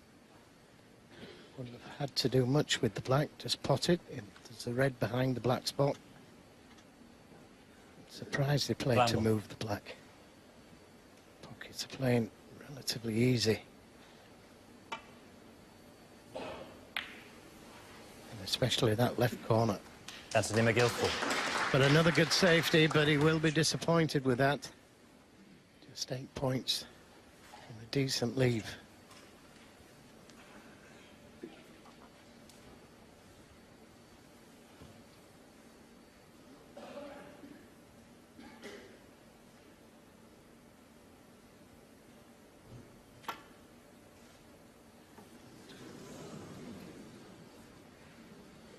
Foul and a miss. Anthony McGill 4. Well, that cue ball has come down the table a little bit, tempting McGill into taking this red on. He knows if he has the ball tucked back, it's not going to be as good as this. Because Higgins would catch it thin next time round and play a good safety.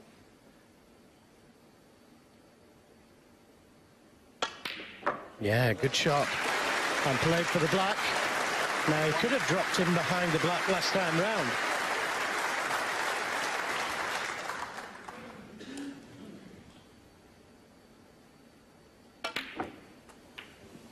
He's a little hard, is he? No, he's okay. Yeah, sure. Struck it very well, that. So another chance for McGill. When he broke down last time, he played another good safety. Higgins missed the ball completely this time round. And left that long red on. What a good shot it was. 9.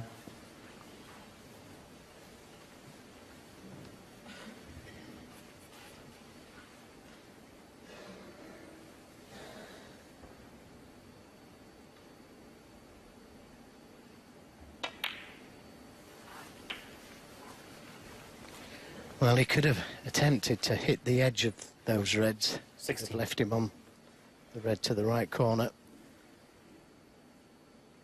He would have still been on this red. And he missed them. 17. He's going to have to disturb them at some stage.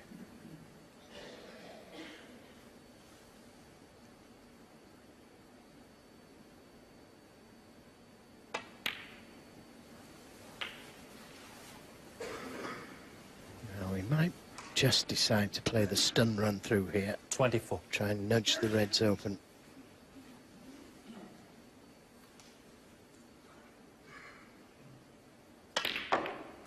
Yeah, played it well. Look at that. The reds nicely open. And this game is now in McGill's hands. And the fly is back. That flyer's got more lives than a cat. I swear it's been extinguished at least 8 times in the past 3.5 days. Must have mates. Best seat in the house, I guess. 32. It's been impressive, though, hasn't it, this from McGill? Very close to falling 3-0 behind, but I think this is why many players, many observers, among them former Masters champion Alan McManus, rate him so highly. It's his attitude. He's not cowed by playing the very best, he's inspired by it. Always looking to learn, to improve. He's got a great attitude, a great work ethic. He puts in the hours on the practice table. He's a great competitor. He might not be the best scorer or the most naturally gifted, but the attributes he has look to be standing him in very good stead for the future. 33. Yeah, it wasn't a good positional shot from black to the reds last time round. He's had to leave himself short on this blue. He should be able to come in and out of baulk.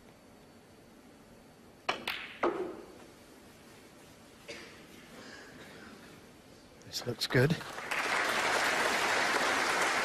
38.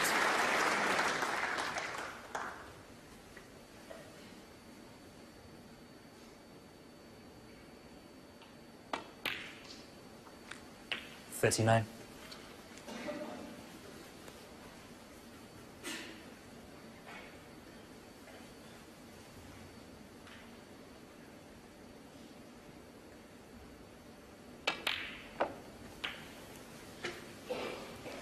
Doesn't need that safe red near the pink. 46. 2 loose safety shots from Higgins. The last one he missed the ball completely.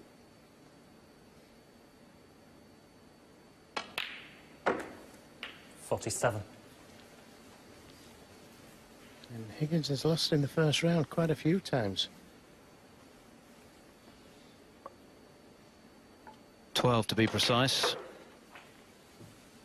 Hasn't been to the final since he won his second title 12 years ago. 52. Ryan Day awaits the winner, of course. 53. Yes, he's certainly a star of the future, Anthony McGill, especially for the attributes that Philip mentioned. And his fighting qualities.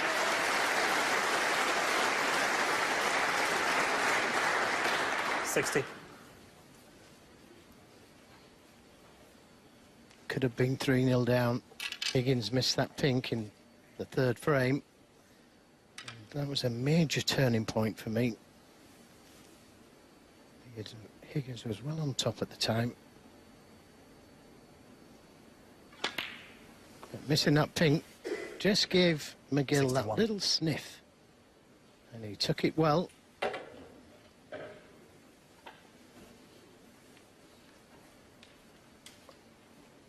Food for thought for the Wizard. Blue ball. Of course, no one knows better than Higgins how good McGill can be. So he won't be surprised to see this sort of tenacity from his opponent 61. This evening. Higgins having a think about it. 49 the difference. Only 35 left, so an awful lot to do.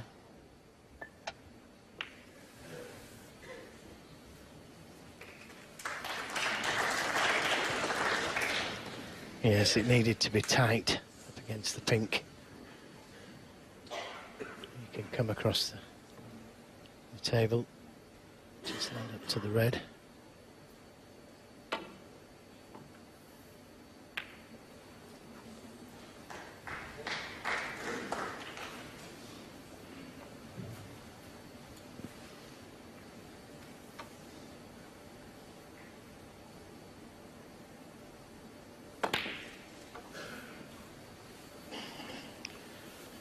And that's another snooker. And it's a good one. Anthony's just got to be careful of not leaving a free ball. The balls are situated nicely for snookers, and that's probably why Higgins came back to the table 49 points behind.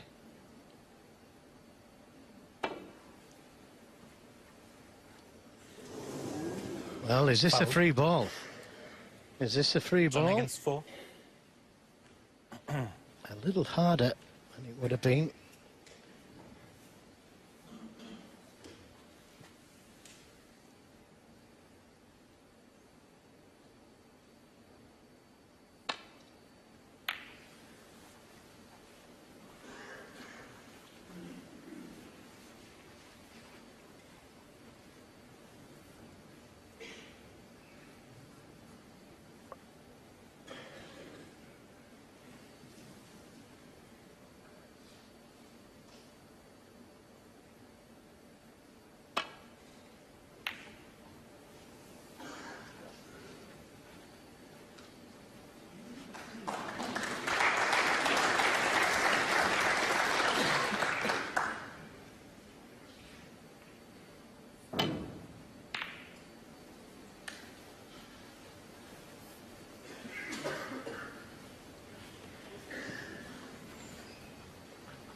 So, chance here.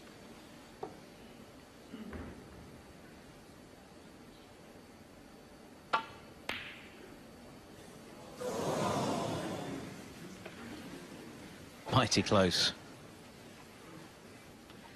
The pink now in a better spot there for snookers. Yellow and blue pretty good as well. He's a little heavy. He's left the red on. Frank conceded. And that's enough for Higgins to nod his head at Anthony McGill and say, yeah, that's your frame. And it's 3 on the bounce from McGill. You'd have got long odds on that. Coverage gets underway from 1 o'clock. The first of our quarterfinals, played over 2 days, of course. With the semis to come on Saturday. To break. And the best of 19 frame final on Sunday. Over 2 sessions with a first prize of £200,000. McGill, 3-2 up. Just take your seats quickly, please. Thank you. Talking of Masters finals, a former finalist, James Wattenaar, is celebrating his 48th birthday today. Runner-up to Hendry back in '93. He was some player, Joe. I know you knew him very well. Yes, he certainly was. What was the score there, do you know? 9-5, I think.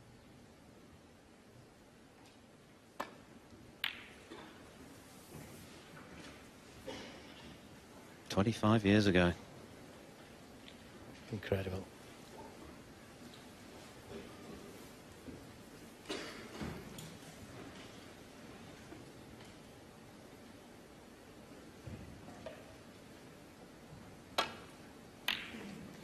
Yeah, excellent pot. 1. And fully expected to get that one. Look where the cue ball is. And the blue looks to be the ball.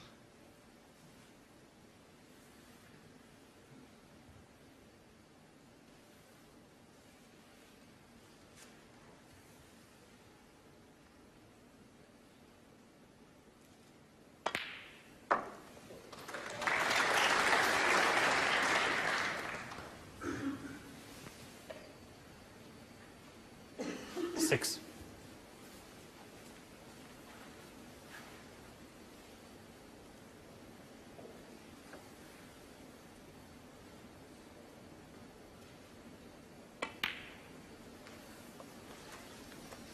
Seven.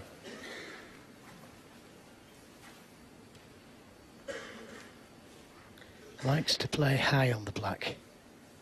Anthony McGill. And he can manoeuvre the cue ball wherever he wants. And he's high. Very rarely 14. leaves himself straight. And this is a good shot that he's left himself to open the reds up.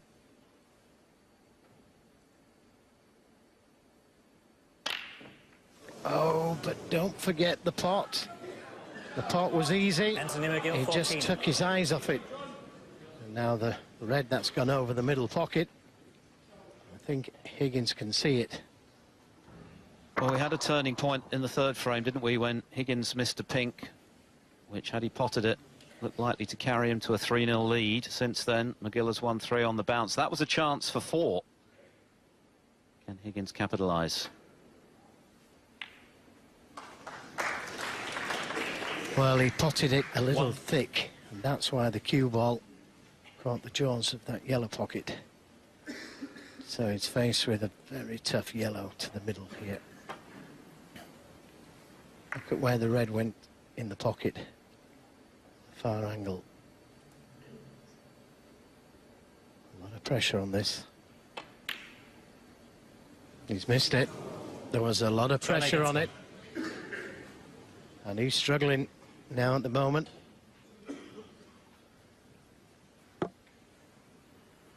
Happens to the very best, doesn't it? Even someone successful and as experienced as Higgins, when he starts to feel the pressure a little bit, the pockets become smaller. 1. Yes, and McGill is getting his confidence. I know he missed that last easy red, but he was thinking more about the split than the pot.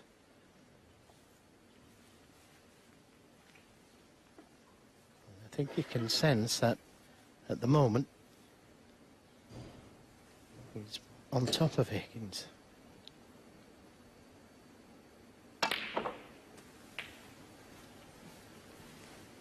Could have played that one better. Onto that cue ball closer to this red to the middle. 8. This is missable.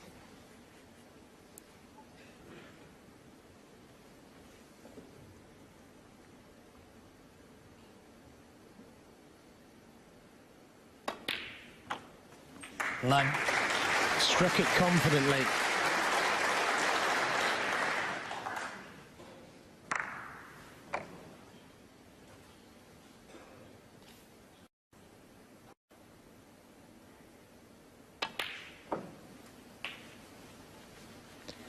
Didn't really get into the cue ball there. Wanted to be a little straighter on this red to the left 16. corner. Maybe able to screw off the red.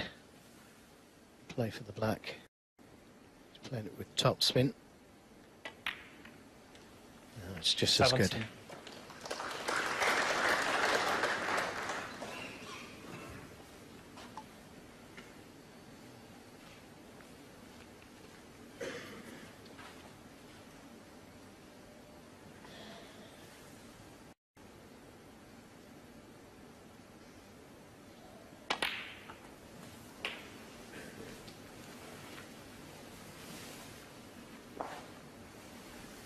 $24.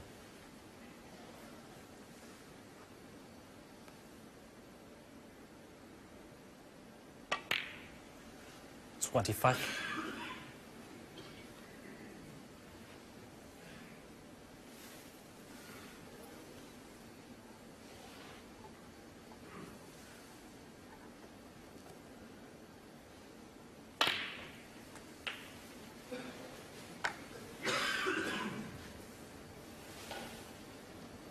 Played for 32. choice of 2 reds.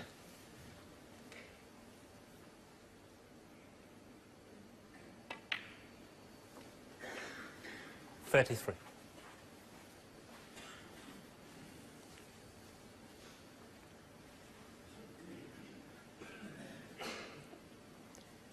Made 122 in frame 4. 61 in frame 5.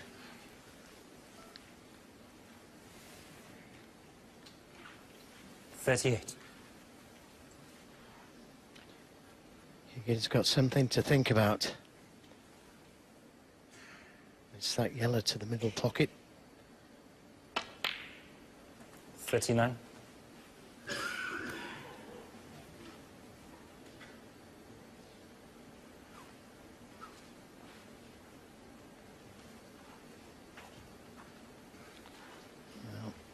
Just when I was saying that, he rarely leaves himself straight on the black. He's left himself straight on the black. Harder to get position when it's straight. Just backwards and forwards in a straight line, but he's played that well. 46. He's playing with real confidence now, isn't he? He was competing in the early stages. Now he looks as though he believes he can win. 47. So this black. And that easy red over the left corner. Will keep Higgins sat in his seat again. 54. 55.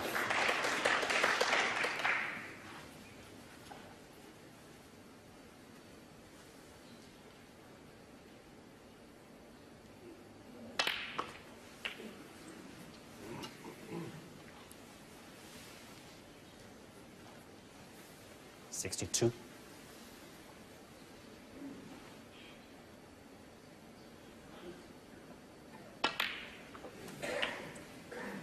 63. And this is the difference, isn't it, Joe? He's scoring now. 1-2-2, 61 in the previous frame, and now another frame-winning contribution. Yep, he's definitely got his confidence, and well, it was Higgins who missed the yellow to allow McGill in with this break. 70. But he's taking his chances. He could very well get another century break here. 71.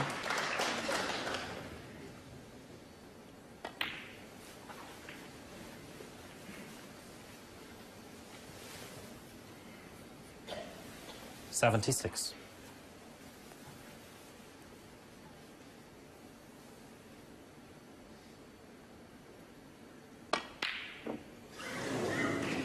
That's no century, but it doesn't really matter because it's a frame-winning break, and that's exactly what Anthony McGill has to make this evening to beat John Higgins. He's doing a very good job of it at the moment.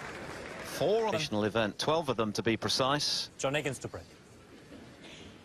And he's in a bit of bother now, having lost 4 frames in a row to Anthony McGill. He's 2 away from victory.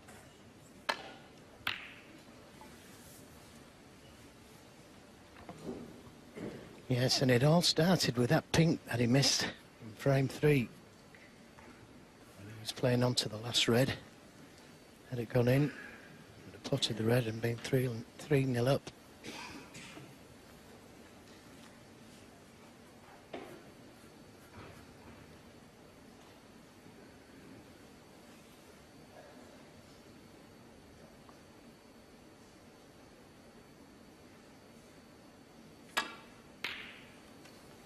Wow, he missed that one by a long way.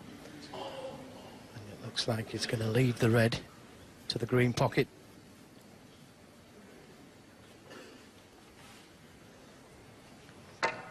Wasn't anywhere near this. The cue ball wouldn't have gone into the reds. It would have been near the pot.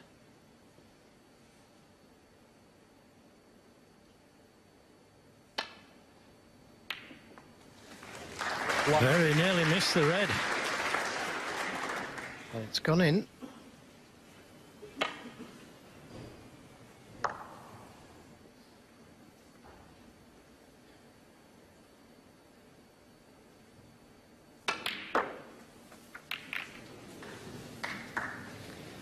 didn't quite get into the cue ball enough. Free. If you look at this again, caught the pink instead of the reds.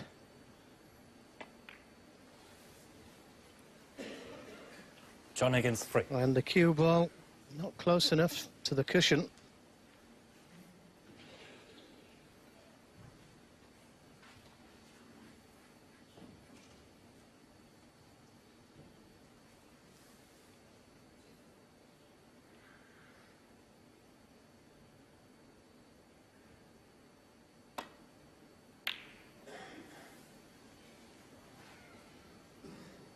This time, Anthony catching the reds a little bit too thick.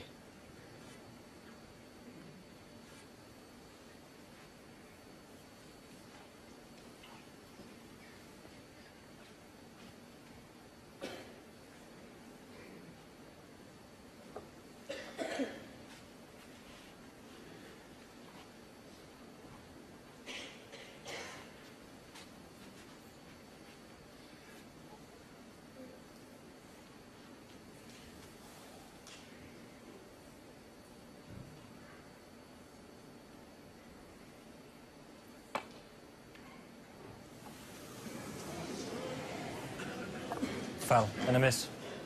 Anthony McGill, 4. Well, the last time he missed the ball, it cost him dearly.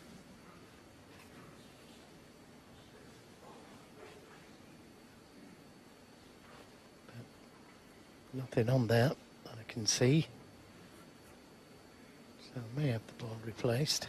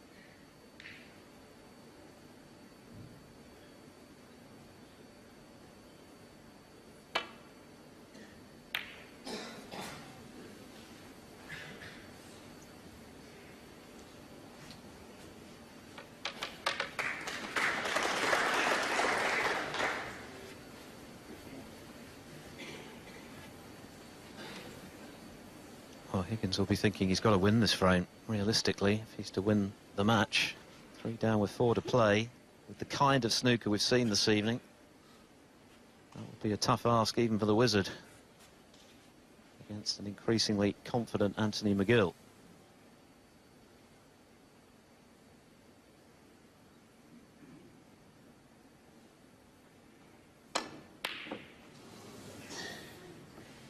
It's just not happening for him at the moment. No, but what he needs to do is get away with a couple of shots like that. Because when he has made mistakes, Higgins, McGill has really punished him. But on this occasion, I don't think he's left anything. He was looking at a plant there, but very risky.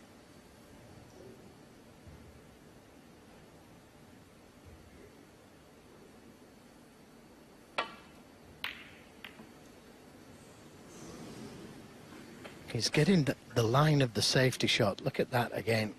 That's cutting off the right side of the reds and putting Higgins under pressure.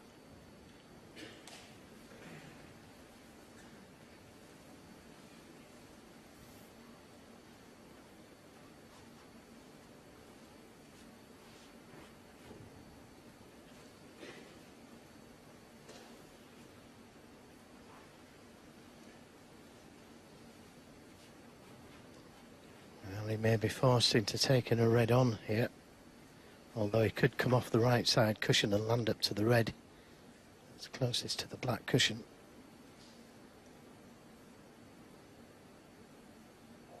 Oh, what a great shot. And very unfortunate not to be on the black. 1. That was a belter. And deserved better.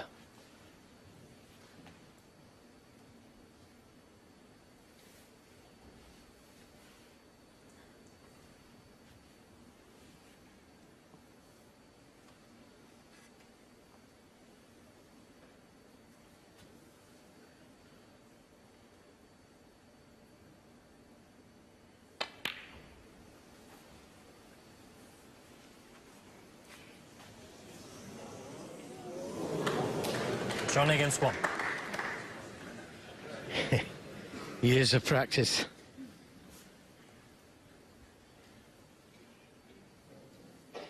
So, on the one hand, he was a little unfortunate not being on the black from such a great shot. And then on the other hand, he was fortunate that cue ball didn't go in that pocket.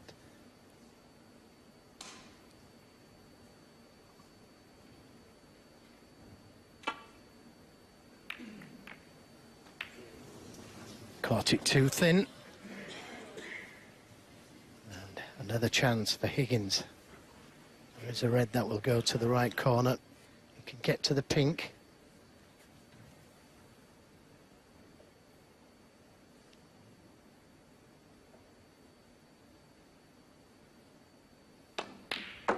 One. I think the red will pass the black. But if not, then plenty of reds that he can play for.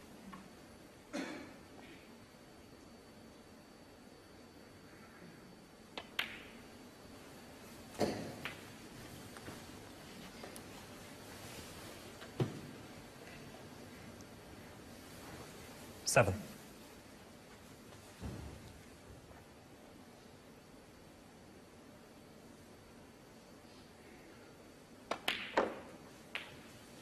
Eight.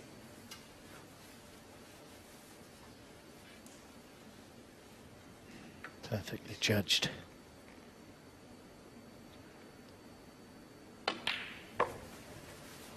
Yeah, sure. And he could have done with just coming a little further down for this red. That would have led it to the pink, to the right corner. So may have to play for the blue again here.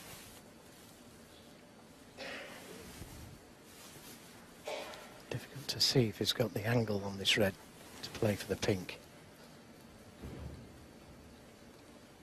Yep, he's got the choice of playing for pink or blue.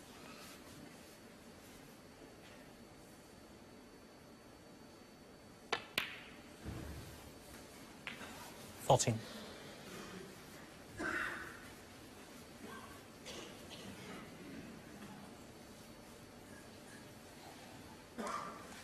Just 29 points for John Higgins on aggregate in the last 3 frames. So important from his point of view to re-establish some scoring rhythm here, as well as stop the rot after losing 4 on the bounce.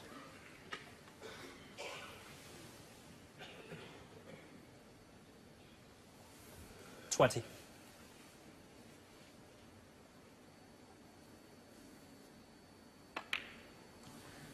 21.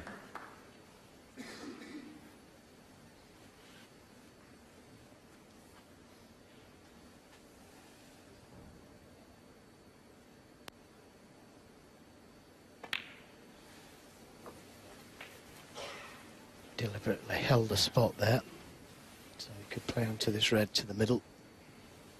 27.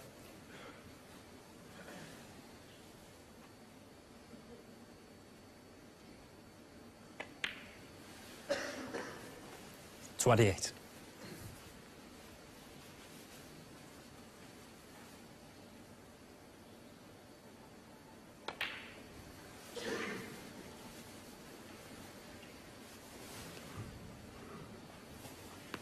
$33.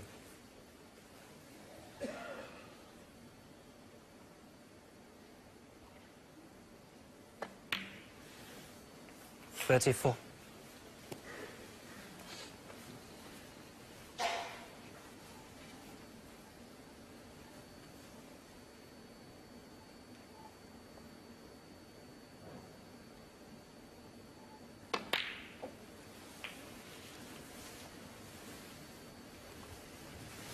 Pink goes back onto its own spot.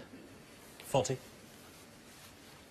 Clifton would just been a little higher up the table, but he should be able to play for the pink. 41. Well, he's left himself a little short, and this was very much like the pink he missed in frame 3 into the opposite corner, and that's why he's having a little smile to himself, because he knows that that was a very important pink he missed.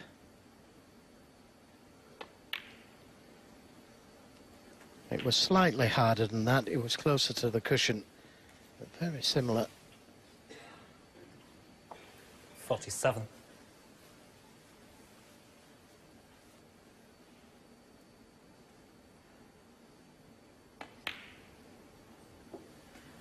.48.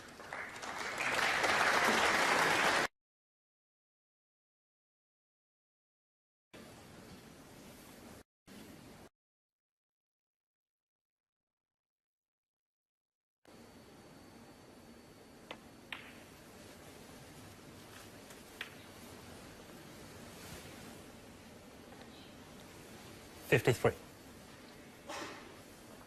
So this red and a pink would be enough to leave Anthony needing snookers.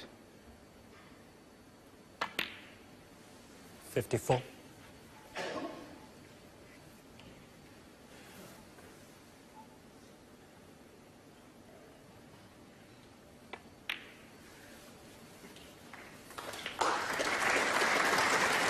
That was frame ball, so this red just to make sure. 60. Just one snooker at the moment.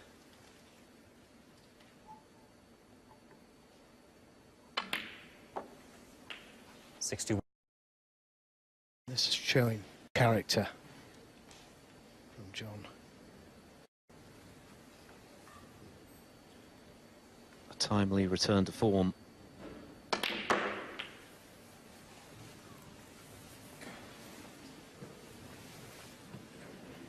.67. Well, the frame is safe.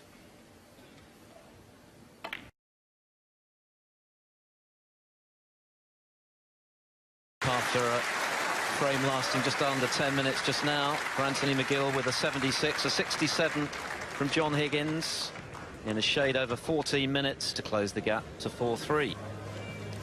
The matches we've seen so far here at the 2018 Dafabet Masters, but no less absorbing. A terrific performance from Anthony McGill from 2-0 behind to lead John Higgins 4-2.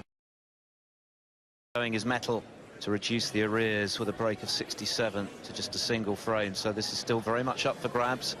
McGill needs 2, Higgins needs 3 for the right to play Ryan Day in the quarterfinals. Just a reminder, of course, that our first last 8 encounter tomorrow afternoon, 1 o'clock, features the defending and record-breaking Masters champion Ronnie O'Sullivan, now going for an 8th title, having eclipsed Stephen Hendry's record last year up against Mark Allen. Marcel Eckhart, our Right now, referee. please. Frame 8. Anthony McGill to break. Anthony McGill breaking off with that slender 1 frame advantage at 4-3.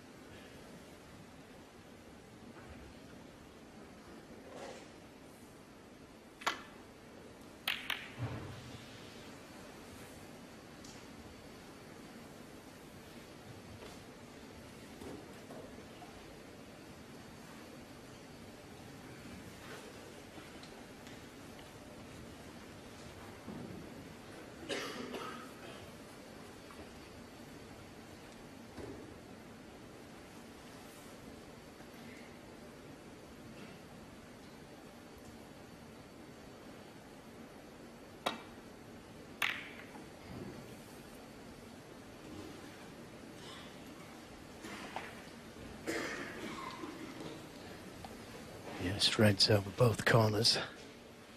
Can't see the one over the left, and I don't think he can see the one over the right. So a little fortunate there.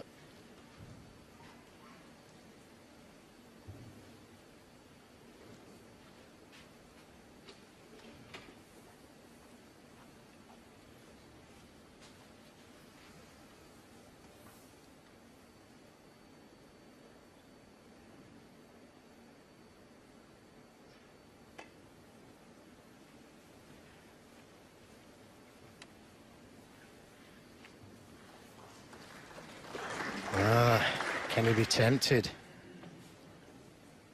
It's a tough pot.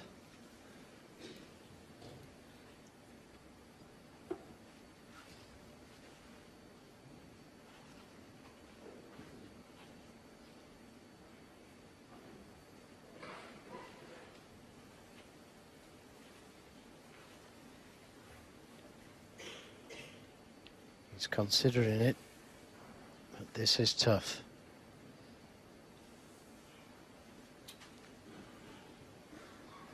Could be a frame winner if it went in. Could be a frame loser if it didn't.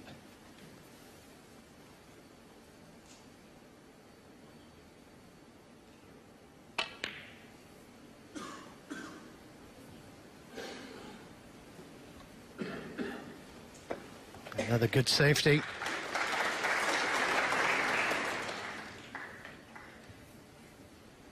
And very difficult to get that cue ball back to the balk area from there.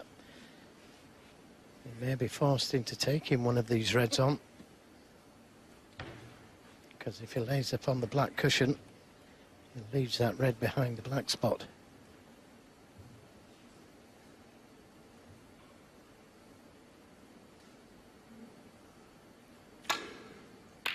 Oh, that's a great shot. And this time he is on the black. He got what he deserved. What a great shot from Higgins. Good kiss. And deserve it. So. Nothing wrong with Higgins' long game tonight. 8 out of 10. That's excellent. Well, you've got to admire him for taking those shots on. Well, that's what the very best in the business are capable of doing, isn't it? Raising their game a notch to places that the rest can't quite reach when it really matters.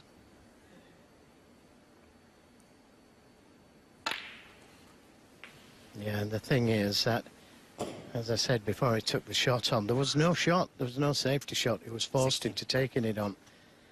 McGill got too good a safety. Yeah, sure. 17.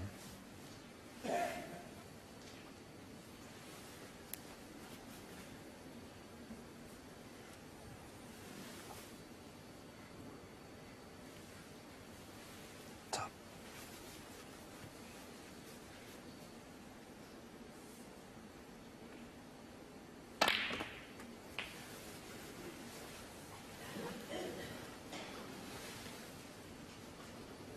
$24.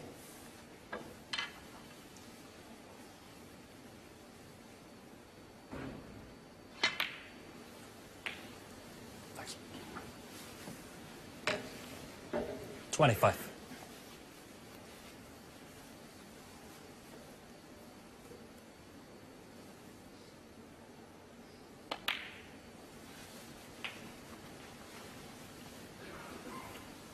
That's winning 67 in the last frame. 32.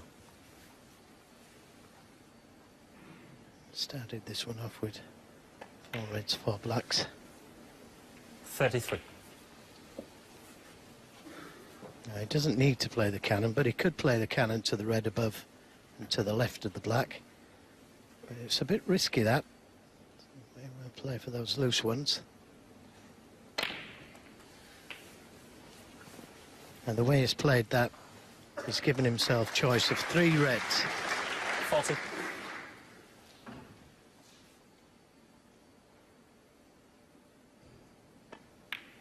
147's maybe relatively commonplace these 41. days, but there's still a rarity at the Masters in its 43-year history, just 3. First, of course, one of the greatest matches ever played in this event, the semi-final between our own whirlwind Jimmy White and Kirk Stevens. Since then, Ding Junhui 11 years ago and Marco Fu 3 years ago, the only other players to have made the perfect break.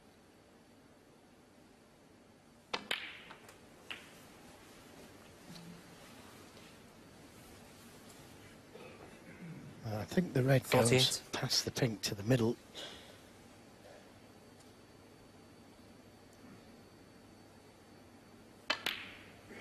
$49.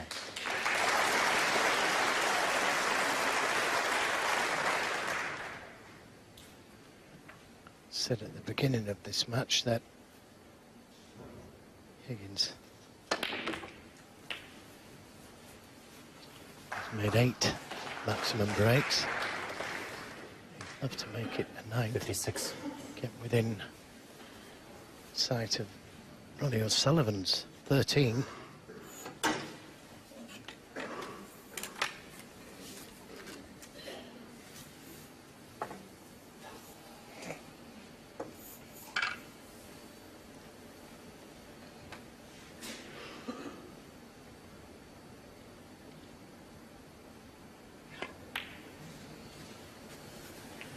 Just potted the red a little thin, and that's why the cue ball has just travelled a little far. 7. Still on the black, and this time he may play the cannon to that red.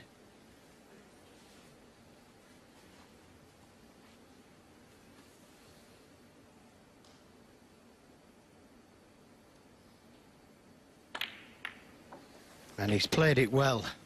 He had to play it with a little bit of speed to make the cue ball just travel a couple of inches. 64. And they're all there for the taking now. Wants to make sure of the frame.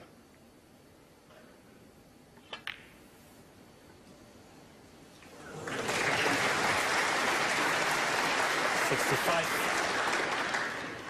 134 maximum breaks in professional competition.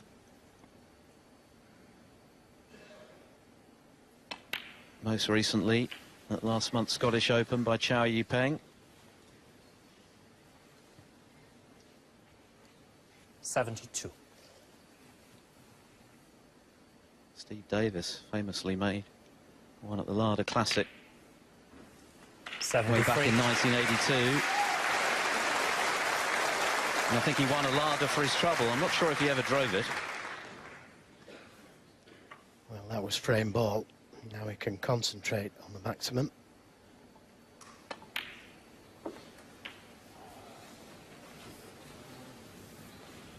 Just not hard enough. Wanted to be straighter 80. on this red. So the next black is not going to be easy.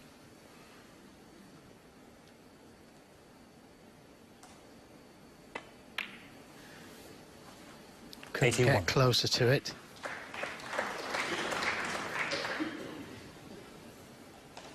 The crowd certainly know what's going on.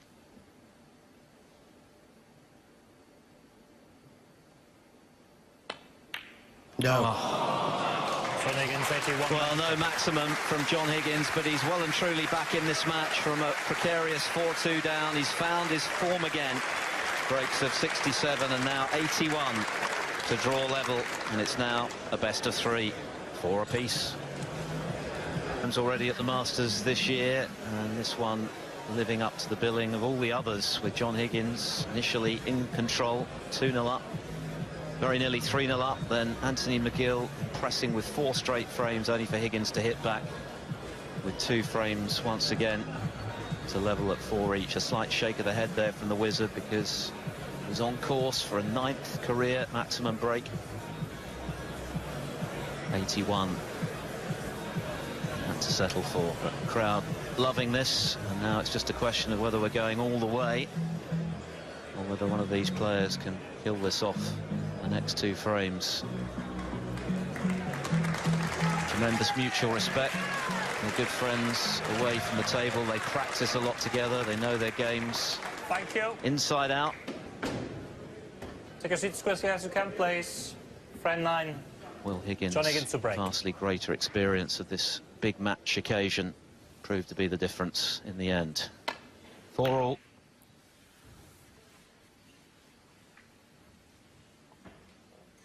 Yeah, sure.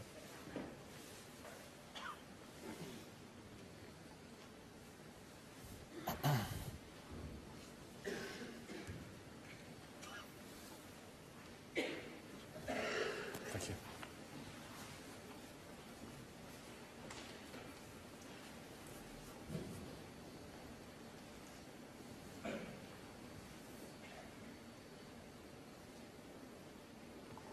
Yeah, McGill's turned to be frozen out a little in the last couple of frames. And with that in mind, all the more impressive to see that wonderful red disappear. And the crowd absolutely love this one, don't they? What a great pot.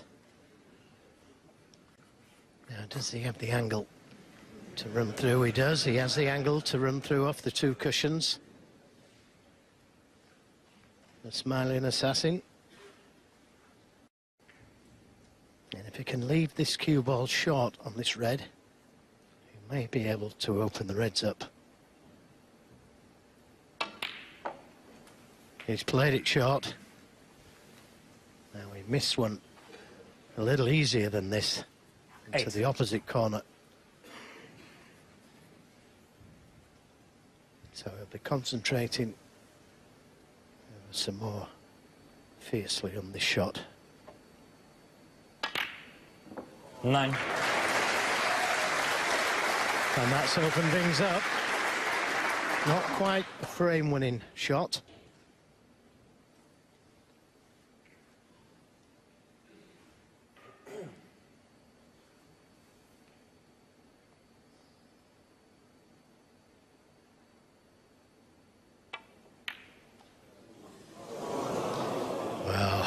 Well, Anthony, make it it wasn't easy, to be fair. It's the red past the black. That's tight. There's just half a pocket there.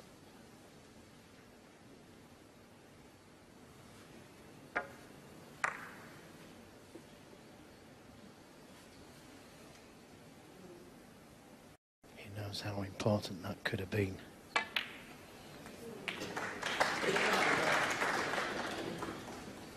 One. The kiss could have been kinder. It's on the blue, pink or black. But the next red, not straightforward.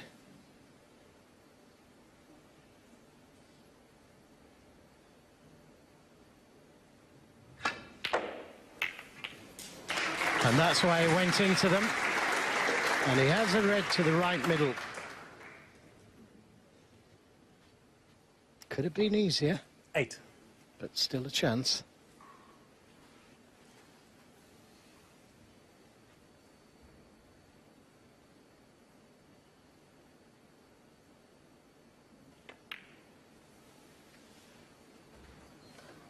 Nine. Had to put everything into the pot rather than the position.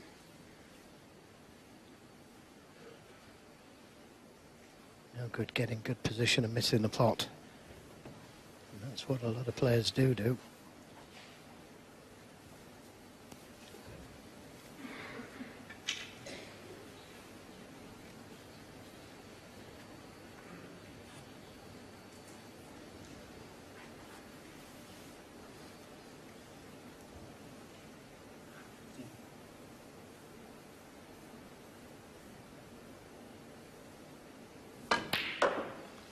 Right in the middle.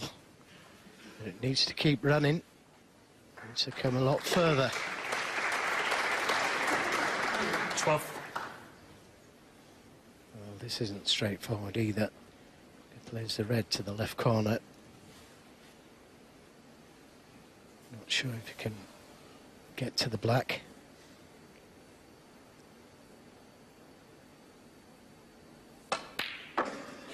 Got through the gap, though, nicely to finish on the blue. 13.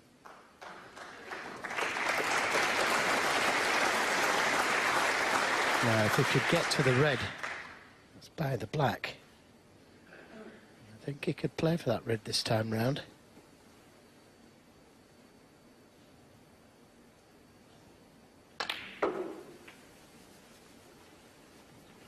Nicely on it.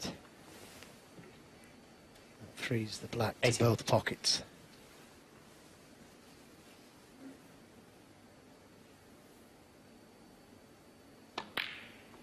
Massive frame, this one, to get within one.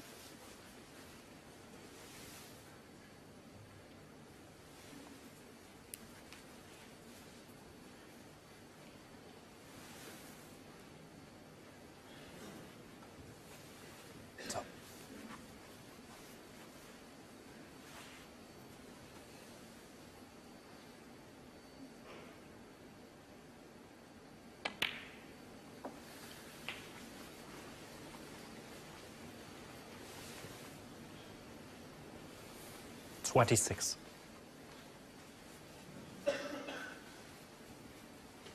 67 should be enough to see Higgins over the winning line. And with it, his third straight frame, having lost the previous four. Still some way to go before he gets there, but he's cueing really well again. Yeah, like that. Okay.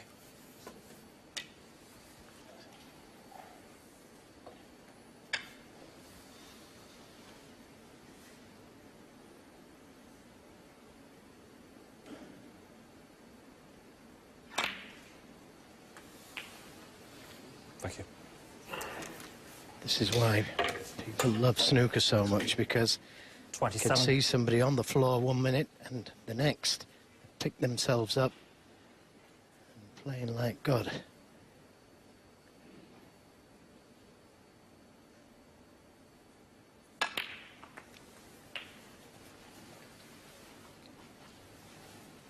Now the top players dig deep and find something. 34.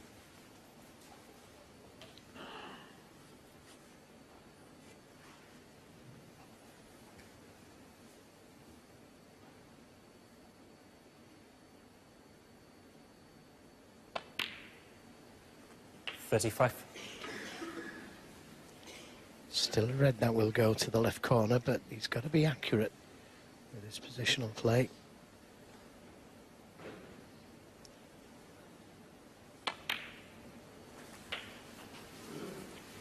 Well, did he? He may have played the cannon to the red. Missed it. 42. It's not come far enough for this red. He can't pot that.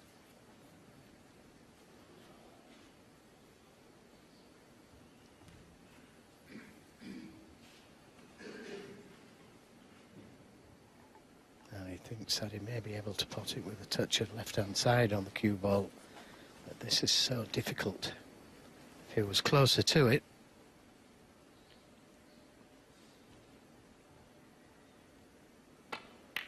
Yeah, he turned 43. it. Great camera angle that, wasn't it? You can see the side being applied there.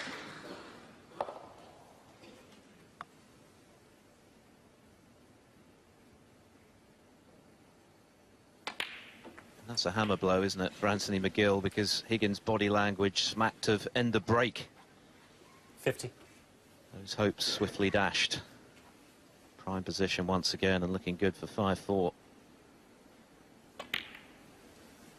51.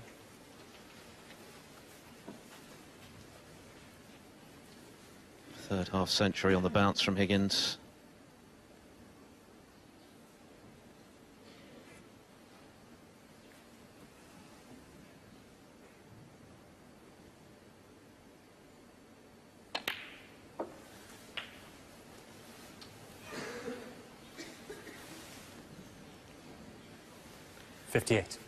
Well, this red's easy enough, but where's the next one going to come from?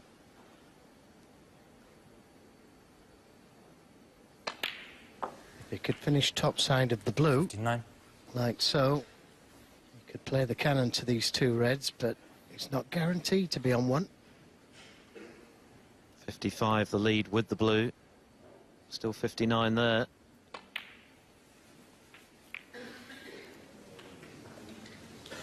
Well, he's on this red to the right corner.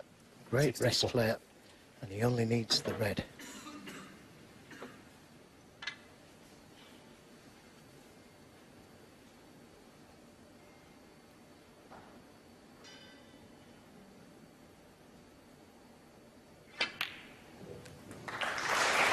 A great response from Higgins after losing 4 frames in a row.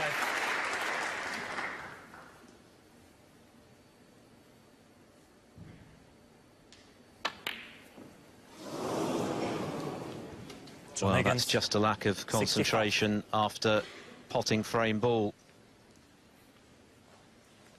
Yes, but he would have liked to have been getting on with the next frame now, and he would have been had the black gone in. So has to wait a little longer. 2 snookers required.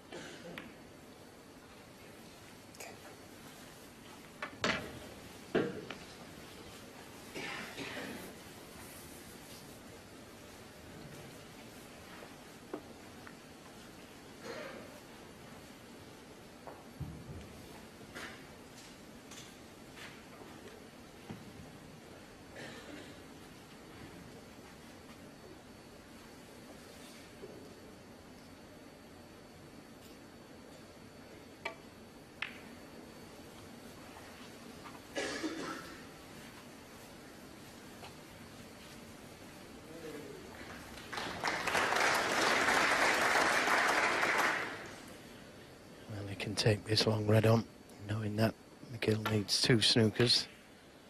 I'm surprised he didn't take it on, because it gives McGill a chance to bring reds off of the cushions.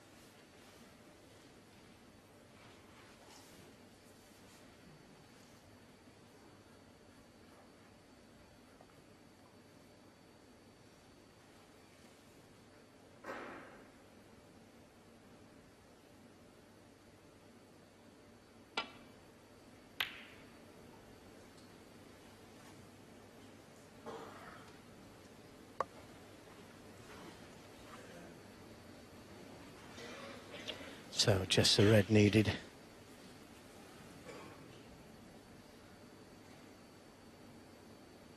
And we should be starting another game.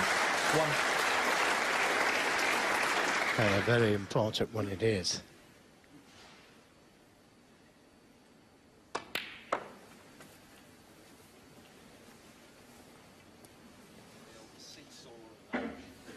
Four.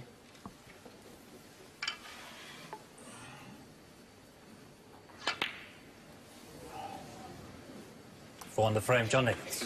What a match it's been, full of momentum shifts. First Higgins in charge, then McGill. But Higgins, like the champion he is, fighting back in style. Another big break of 65 this time for his 3rd in a row to move 5-4 up. Sure, it's gone. And the bigger the breaks have become, Anthony McGill has played some tremendous stuff this evening, particularly given that he lost the first 2 frames. Winning 4 on the bounce. It was looking good for the underdog at that stage on his Masters debut, lest we forget. But how John Higgins has responded. 3 frames in a row from him to put him on the cusp of the quarterfinals and a meeting with Ryan Day.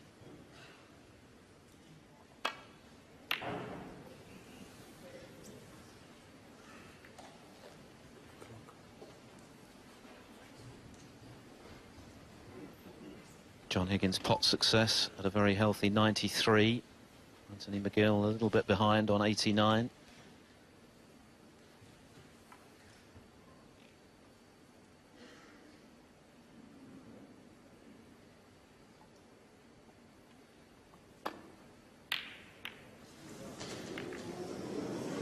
Foul. Anthony McGill 7. Well, he won't be too bothered about that.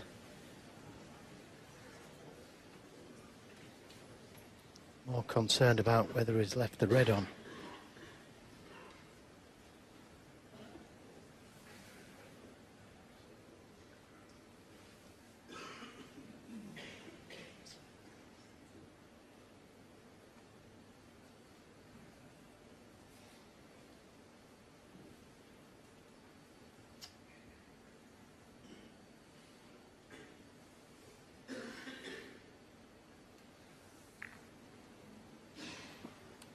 Yeah, thanks. Yeah, cheers. Looks like our second re-rack of the evening. We've had a bit of everything tonight. But once again, the players quickly agreeing that that was heading for stalemate. So why hang around?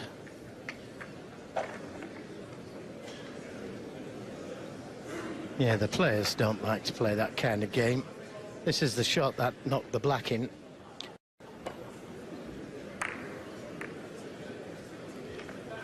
And that forced McGill just to roll into the reds. Players don't like it, the crowd don't like it. So let's have a re-rack. Okay, thank you. Anthony McGill to break. There's a reminder of what they're contesting this week, a superb trophy named in honour of the late Paul Hunter, one of the great Masters champions, 3 times a winner.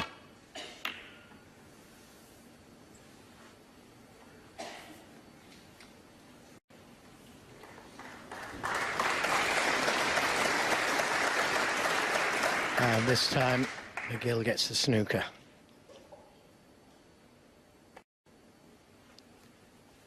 He's a little low, doesn't want to skim off them.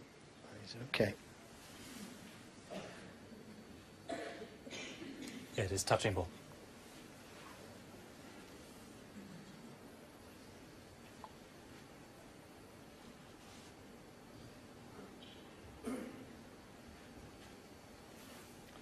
Doesn't really want to get the snooker because the reds are tightly bunched. So maybe just leave the cue ball close to the cushion and allow Higgins to see the reds.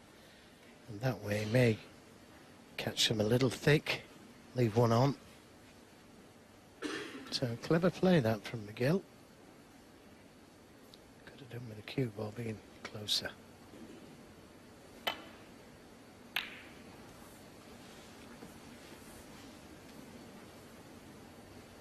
And this looks good. Just drifting in behind the green.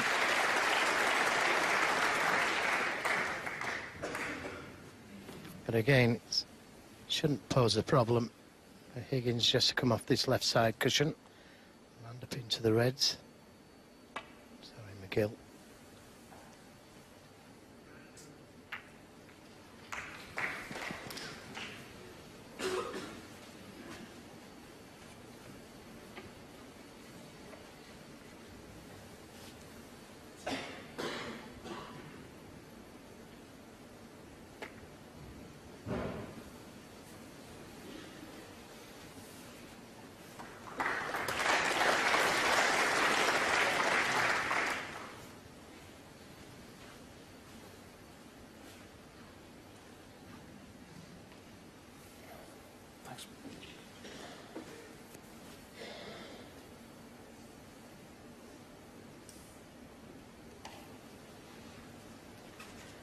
That was a risky shot. He was attempting to swerve round the blue slightly.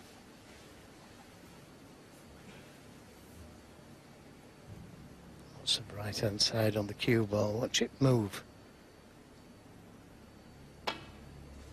See how it moved just as it got past the blue. Now this time it's McGill, who's had years of practice to get the cue ball there.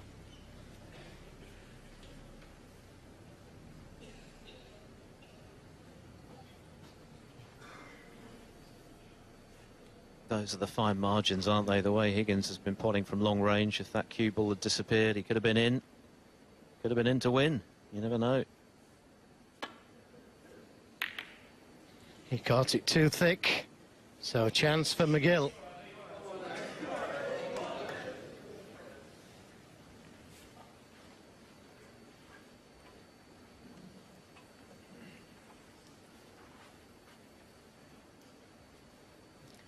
It almost deserves to be a decider, this match. They've both given everything.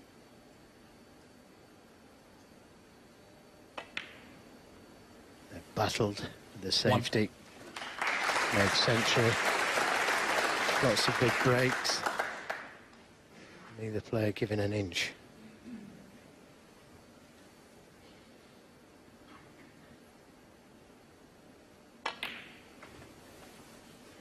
He's underhit that one. There was a little bit of tension there. And that's why he's so far away from this red into the right corner. Can still pot it, but much more difficult than it should have been. A switch to left-handed. Wow. Playing this left-handed. It's there, though.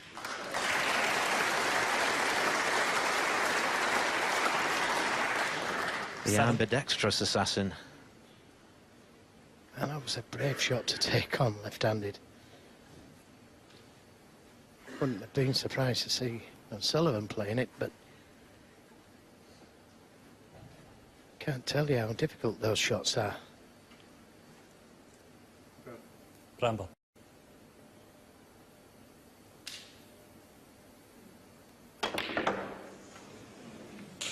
Oh, that's a nice flick off the blue.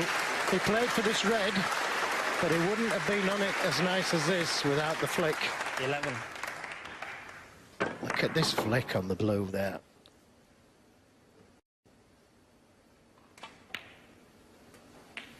And now a nice angle to stun for those two reds just above the black.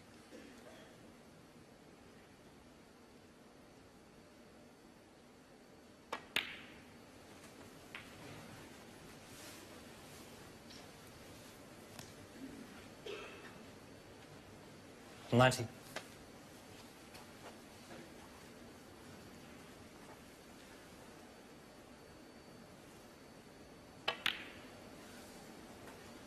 $20. And again, leaving himself a nice angle on the black to stun back for this red. And if he can leave an angle on the red to bring more reds into play, let's see if he leaves it short. He has. And he deliberately left it short like that so he could open reds up. 27. 68 the target to take us to a decider.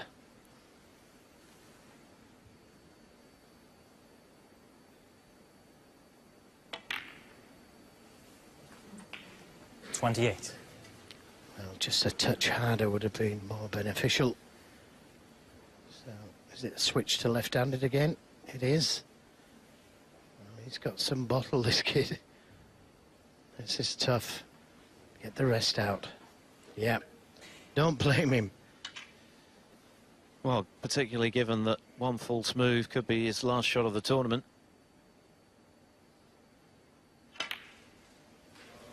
Yeah, nicely played.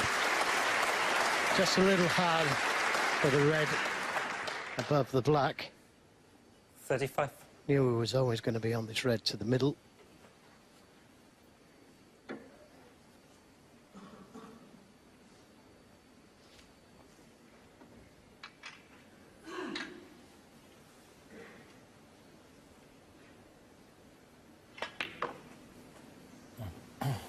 No, he didn't play that well. 36. It was so easy to get the right side of the blue there. The blue not on its spot. It was so easy to get the right side of the blue. Just a touch of right-hand side on the cue ball. I'd be disappointed with that. Partly because he's not getting closer to the reds.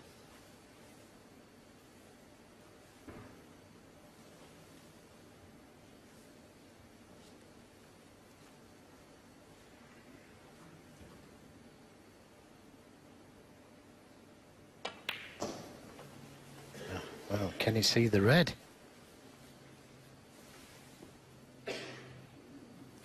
$41. Well, I'm not sure if he can. May have to play it with a touch of right-hand side, but like John Higgins did in the last frame.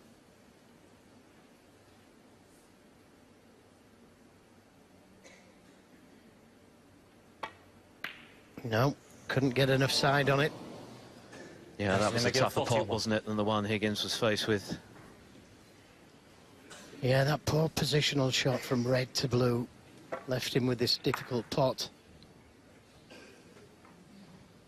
But didn't play the blue well either, to leave himself nearly snookered on that red.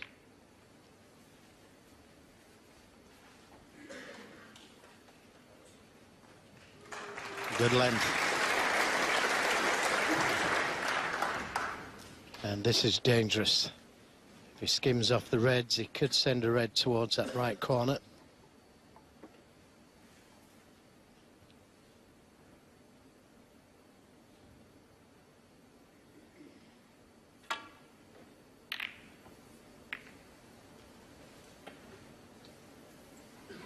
He'll be happy with that.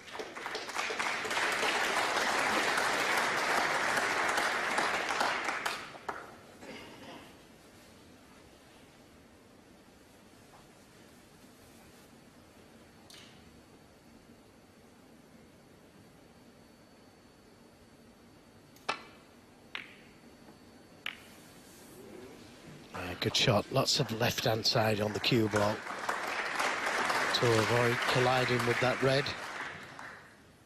Close to the right side cushion.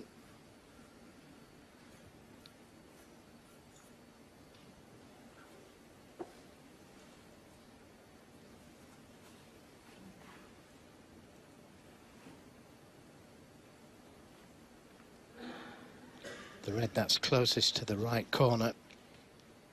Stopping McGill going for the red just above the black into the left corner. Could have gone for that. That red not being there.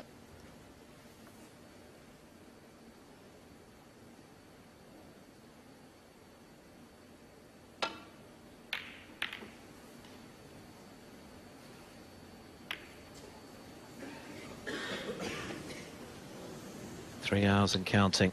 Still the owner of the final quarter-final spot here at the Masters unknown.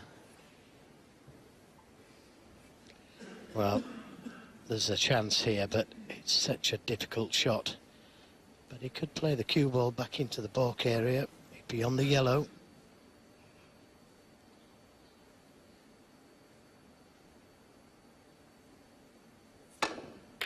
Oh, what a shot. But where's that cue ball going to finish? One. Now, if that yellow is off the cushion, he can pot it and come back down for the reds. Quite excellent, John Higgins, this evening with his long pots. 9 out of 11 now. Well, that really was a superb shot again. Maybe that'll be the difference at the end of the evening. Free. And I think that's a good kiss. I think the black will pass the red into that left corner. So this is a great chance. Four. He is going to need that safe red on the left side cushion.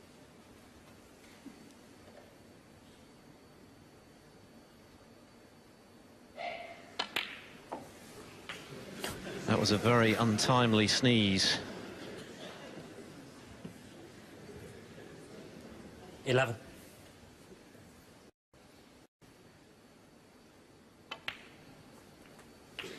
Twelve. Well, Anthony McGill, a careless positional shot. Failed to get the right side of the blue, which effectively caused him to break down. 19. And now Higgins has his chance for the counter-attack. 20.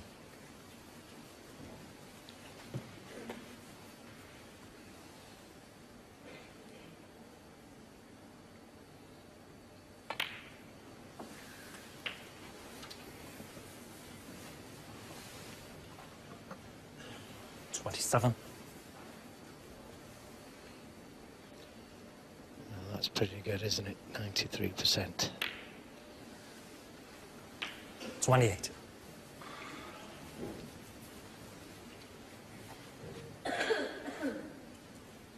Still a lot of pressure out there, though.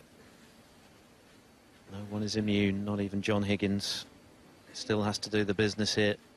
Enough to get over the line with a frame to spare. It's always the case, isn't it? Nothing's easy. There's that red on the side cushion. And he's already got that in his mind. 35.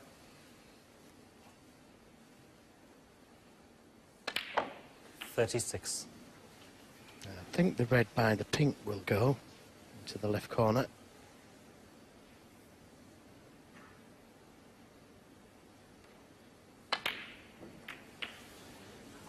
Well, it mustn't have gone. He played the cannon, tried to get the cannon half ball, which would have left him an easy pot, but caught it three-quarter ball.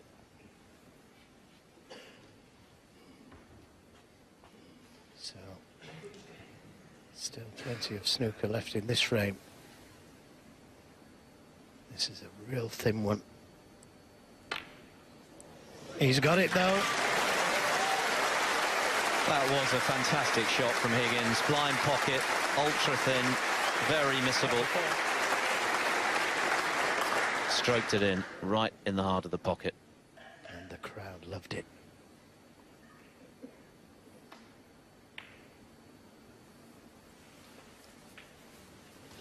Another very good positional shot from Higgins.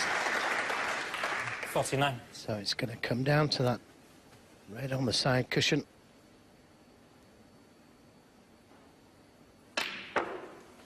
Oh, he's missed it. And the cue ball 50. is not in a good spot at all.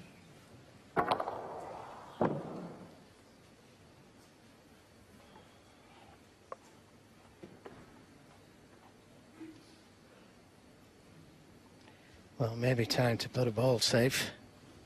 He's 9 points in front.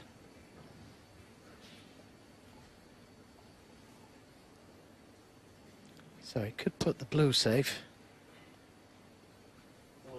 Blue ball.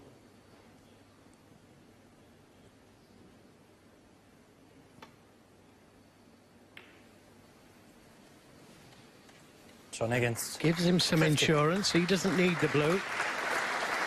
If Higgins caught the red with a large colour, well, any colour.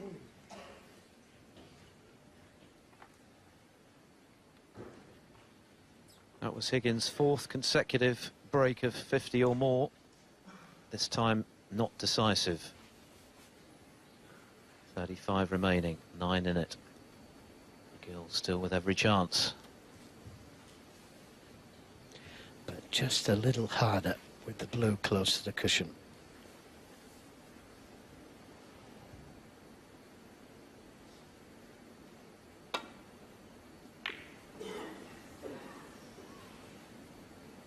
And he's got a chance, Higgins.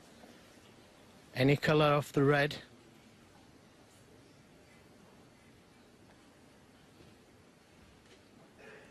Doesn't want to miss it thin and bring the blue into play. And there's the long pot success. He's been excellent this evening.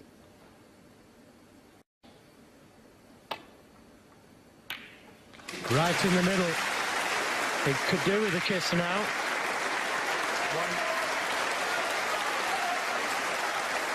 What an irony, having pushed the blue safe for insurance, he now gets a very favourable kiss on it, which could take him to the winning post.